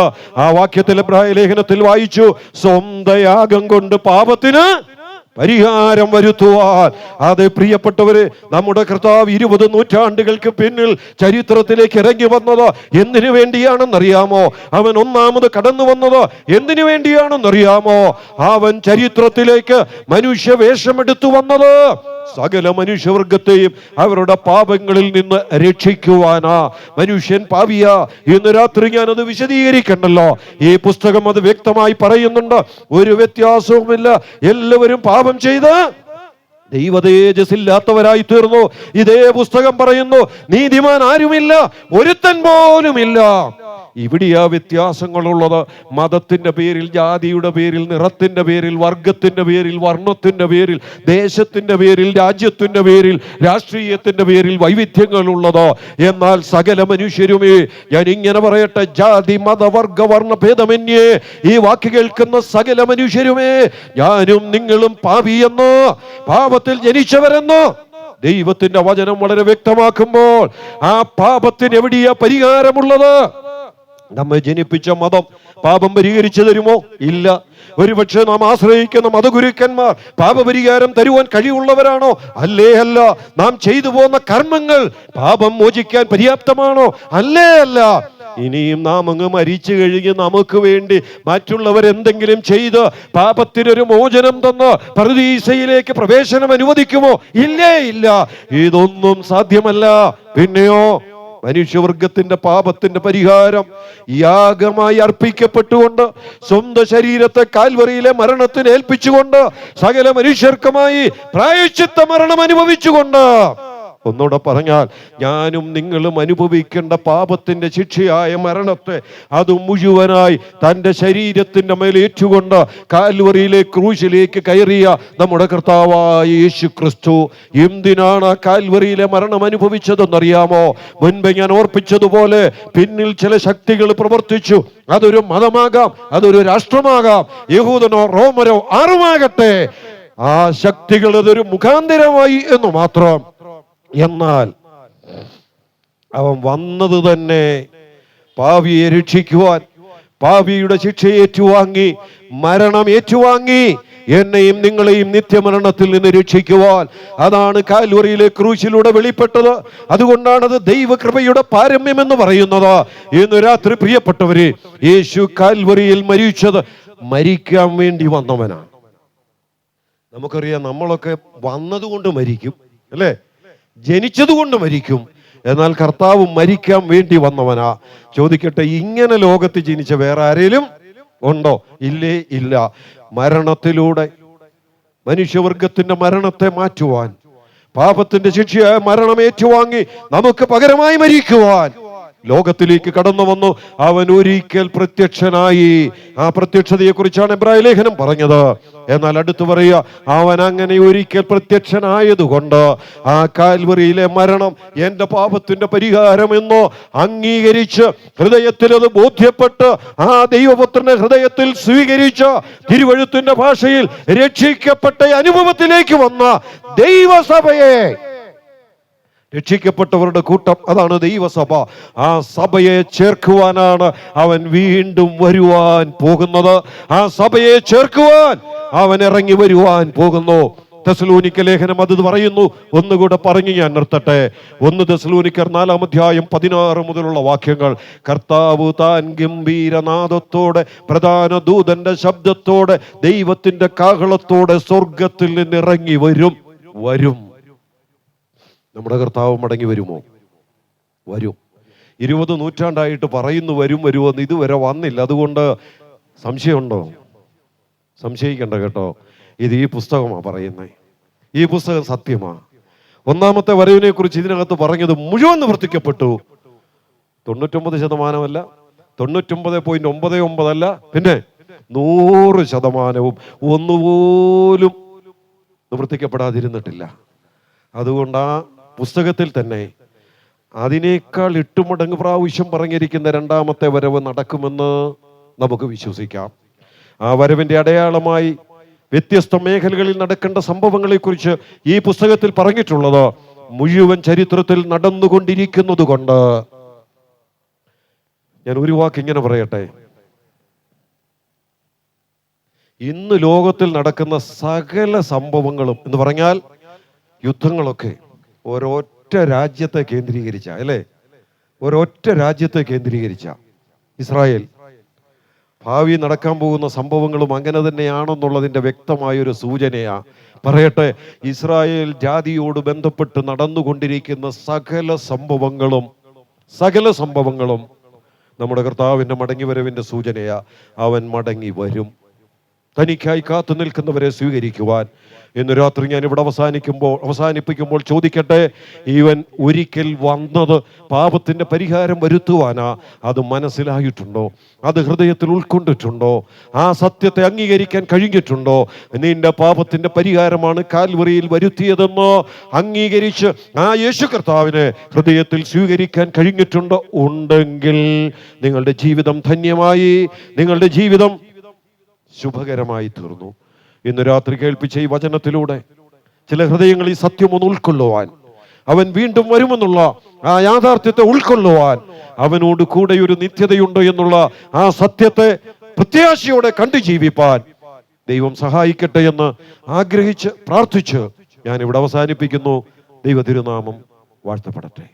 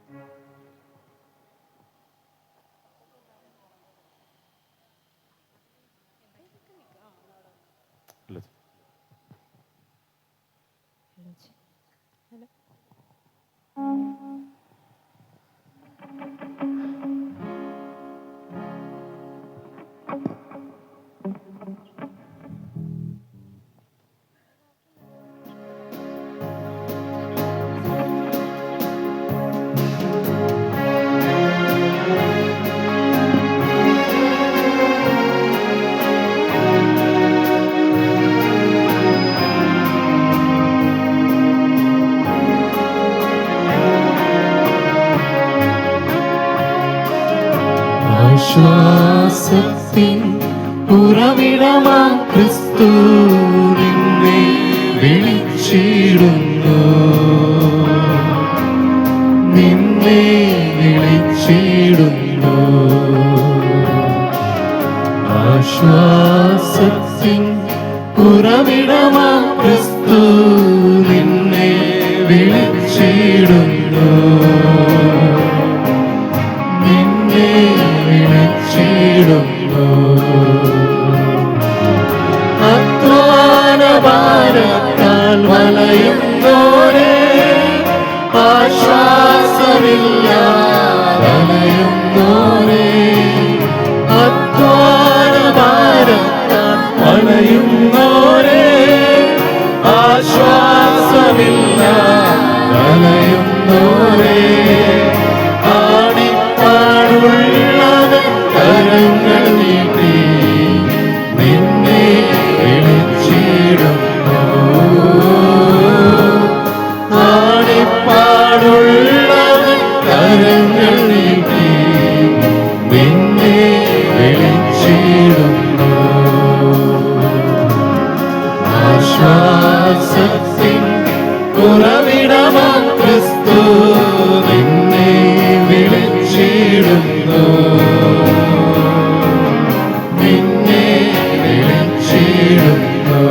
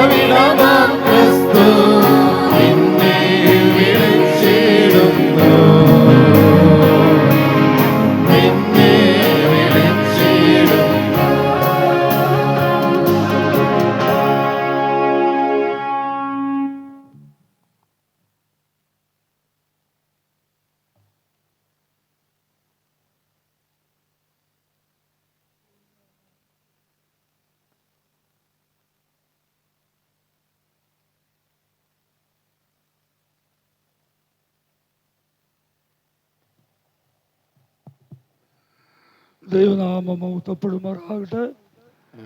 ഇന്ന് ഈ രാത്രിയുടെ സമയങ്ങളിൽ കർത്താവിൻ്റെ മടങ്ങി വരവിനെ കുറിച്ചുള്ളതായിരിക്കുന്ന വിലയേറിയ ചിന്തകൾ വചനത്തിൻ്റെ വെളിച്ചത്തിൽ പ്രിയദാസങ്ങൾ കൂടി നമുക്ക് കേൾക്കുവാനായിട്ട് കഴിഞ്ഞു. കർത്താവായ യേശു ക്രിസ്തുവിൻ്റെ ആദ്യത്തെ വരവ് പാപങ്ങളെ പരിഹരിപ്പാനും പാപിയെ രക്ഷിപ്പാനുമാകുന്നു എങ്കിൽ കർത്താവിൻ്റെ മധ്യാകാശ വരവെങ്കിൽ പാപികളുടെ പാപമോചനം പ്രാപിച്ചു ജീവിക്കുകയും മരിച്ചു പോവുകയും ചെയ്തിട്ടുള്ള തൻ്റെ വിശുദ്ധന്മാരെ ചേർക്കുവാൻ അവൻ രണ്ടാമതും വരും. അതാണ് നാം ഇന്ന് രാത്രിയിൽ നാം കേട്ടതായിരിക്കുന്ന സന്ദേശം. ഒരിക്കൽ മരിക്കുകയും പിന്നെ ന്യായവിധിയും ദൈവം മനുഷ്യർക്ക് നിയമിച്ചിരിക്കുകയാൽ അങ്ങനെ തന്നെ അനേകരുടെ പാവങ്ങളെ അതെ വഹിപ്പാൻ തക്കവണ്ണം ഒരിക്കലും നമ്മുടെ കർത്താവ് കഷ്ടം അനുഭവിച്ചു മരിച്ചു. തൻ്റെ രക്ഷയ്ക്കായി കാത്തു നിൽക്കുന്നവരെ ചേർപ്പാൻ തക്കവണ്ണം വീണ്ടും വരും. വരുവാനുള്ളവൻ വരും, താമസിക്കുകയില്ല. ആ കർത്താവിൻ്റെ വരവിന് വേണ്ടി നോക്കി പാർത്ത് ജീവിപ്പാൻ തക്കവണ്ണവും കർത്താവിൻ്റെ വരവിന് വേണ്ടി ഒരുങ്ങിയിരിപ്പാൻ തക്കവണ്ണം നമുക്ക് ഏവർക്കും കേട്ട വചനം മുഖാന്തരം കൂടുതൽ കൃപ നൽകട്ടെ. വചനം സംസാരിച്ച ദാസനെയും നമുക്ക് ദൈവകരങ്ങൾ വെച്ച് പ്രാർത്ഥിക്കാം. ഈ മൈക്കിൻ്റെ ശബ്ദപരിധിക്കുള്ളിൽ നിന്ന് ഈ വചനം കേട്ടിട്ടുള്ളവർ ആരെങ്കിലും ഈ കർത്താവിനെ സ്വീകരിച്ചു ദൈവമകനായി തീർന്നിട്ടില്ല എങ്കിൽ ഈ ഒരു അവസരം പാഴാക്കാതെ കർത്താവിൻ്റെ വരവിന് മുൻപായി ഈ ലോകത്തിൽ നിന്ന് വിട പറയുന്നതിന് മുമ്പായി കർത്താവിനെ സ്വീകരിച്ച് അവൻ്റെ ഒരു മകനായി ജീവിപ്പാൻ ദൈവം ഈ രാത്രി കേൾപ്പിച്ച വചന മുഖാന്തരം നമ്മളെ സഹായിക്കട്ടെ. അതിനായി നമുക്ക് പ്രാർത്ഥിക്കാം. വലിയവനും പരിശുദ്ധനുമായിരിക്കുന്ന ഞങ്ങളുടെ സ്വർഗീയ പിതാവാൻ ദൈവമേ, ഞങ്ങൾ അവിടുത്തെ വിലയേറിയ നാമത്തിന് സ്തോത്രം ചെയ്യുന്നു. അവിടുത്തെ ഏകജാതനായ പുത്രനെ ഞങ്ങളുടെ പാപത്തെ പരിഹരിപ്പാൻ തക്കവണ്ണം കാൽവരി ക്രൂശിൽ അവനെ തകർത്തു കളയുവാൻ യഹോവയ്ക്ക് ഇഷ്ടം തോന്നിയതിനായി സ്തോത്രം. ഞങ്ങളുടെ അതിക്രമ നിമിത്തം മുറിവേൽക്കുവാനും ഞങ്ങളുടെ അകൃത്യ നിമിത്തം തകരുവാനും ഞങ്ങളുടെ പാപങ്ങൾക്ക് പരിഹാരം നൽകുവാൻ തക്കവണ്ണം കർത്താവെ അവിടുന്ന് ഞങ്ങളുടെ പാപങ്ങളെ വഹിച്ചു ക്രൂശിൽ മരിച്ചു ഉയർത്തെഴുന്നേറ്റും ഞങ്ങളുടെ പാപത്തിന് പരിഹാരം തന്നതോർ തിരുനാമത്തിന് സ്തോത്രം. ഈ പാപപരിഹാരം ലഭിക്കാത്തവരാരെങ്കിലും ഈ ശബ്ദപരിധിക്കുള്ളിൽ ഉണ്ടെങ്കിലും കർത്താവിനെ രക്ഷിതാവായി സ്വീകരിച്ചു കർത്താവിൻ്റെ മക്കളായി തീർന്നുകൊണ്ട് പാപമോചനം പ്രാപിച്ചു കർത്താവിനായി ജീവിപ്പാൻ അവരെ അവിടുന്ന് സഹായിക്കണമേ എന്ന് പ്രാർത്ഥിക്കുന്നു. വചനം സംസാരിച്ച അവിടുത്തെ ദാസന് വചനം നൽകി അവിടുന്ന് ബലപ്പെടുത്തിയതിനായി സ്തോത്രം. കേൾവിക്കാരായിരിക്കുന്ന ഓരോ വ്യക്തിയുടെ ഹൃദയത്തിലും കർത്താവെ അവിടുന്ന് ഇടപെട്ടുകൊണ്ടിരിക്കുന്നവർ തിരുനാമത്തിന് സ്തോത്രം. വിലയേറിയ വചനം ഞങ്ങൾക്ക് നൽകിയല്ലോ. നിന്റെ വചനം സത്യമാകുന്നു. മാറ്റമില്ലാത്ത ദൈവവചനം, മാറ്റമില്ലാത്തതായിരിക്കുന്ന വചനത്തിൽ കൂടി കർത്താവ് സംസാരിച്ചതൊക്കെയും കാലാകാലങ്ങളിൽ നിവർത്തിച്ചു കൊണ്ടിരിക്കുന്നതിനായി സ്തോത്രം. അവിടുന്ന് പറഞ്ഞതെല്ലാം സംഭവിക്കും. ആകാശവും ഭൂമിയും മാറിപ്പോയാലും അവിടുത്തെ വചനത്തിന് മാറ്റമില്ല എന്ന് ഞങ്ങൾ കാണുന്നു. കർത്താവെ, ആ വചനത്തിൽ വിശ്വസിച്ച് അങ്ങയിൽ ആശ്രയിച്ച് തുടർന്നുള്ള നാളുകളും ജീവിപ്പാൻ ഞങ്ങളെ അവിടുന്ന് സഹായിക്കണമേ എന്ന് പ്രാർത്ഥിക്കുന്നു. വിലയേറിയ ശബ്ദം കർത്താവ് അവിടുന്ന് കേൾപ്പിച്ചു. ഞങ്ങൾക്ക് കുറവുകളുണ്ട്. കുറവുകളെ പരിഹരിച്ചുകൊണ്ട് കർത്താവിൻ്റെ സന്നദ്ധിയിൽ ഞങ്ങൾ ബലത്തോട് ജീവിച്ച ദൈവത്തെ മഹത്വപ്പെടുത്തുവാൻ കൂടുതൽ കൃപ നൽകണമേ എന്ന് പ്രാർത്ഥിക്കുന്നു. അവിടുന്ന് ഞങ്ങളുടെ പ്രാർത്ഥന കേട്ടതിനായി സ്തോത്രം. സകലതും ഞങ്ങളുടെ കർത്താവ് രക്ഷിതാവുമായ ക്രിസ്തേശുവിൽ അപേക്ഷിക്കുന്നു. കൃപ തോന്നി കേൾക്കണം സ്വർഗീയ പിതാവേ. പിതാവാം ദൈവത്തിൻ്റെ സ്നേഹവും കർത്താവായ യേശു ക്രിസ്തുവിൻ്റെ കൃപയും ആശ്രയിച്ച് വഴി നടത്തുന്ന പരിശുദ്ധാത്മാവിൻ്റെ സഹവാസവും കൂട്ടായ്മ ഇപ്പോഴും എപ്പോഴും നമ്മുടെ മേലും സകല വിശുദ്ധന്മാരുടെ മേലും പ്രത്യേക ഈ ശബ്ദപരിധിക്കുള്ളിൽ നിന്ന് കേട്ടവരായിരിക്കുന്ന എല്ലാ പ്രിയപ്പെട്ടവരുടെ മേലും വചനം സംസാരിച്ച ദാസന്റെ മേലും എന്നും എന്നേക്കുണ്ടായിരിക്കുമാറാകട്ടെ. ആമേൻ.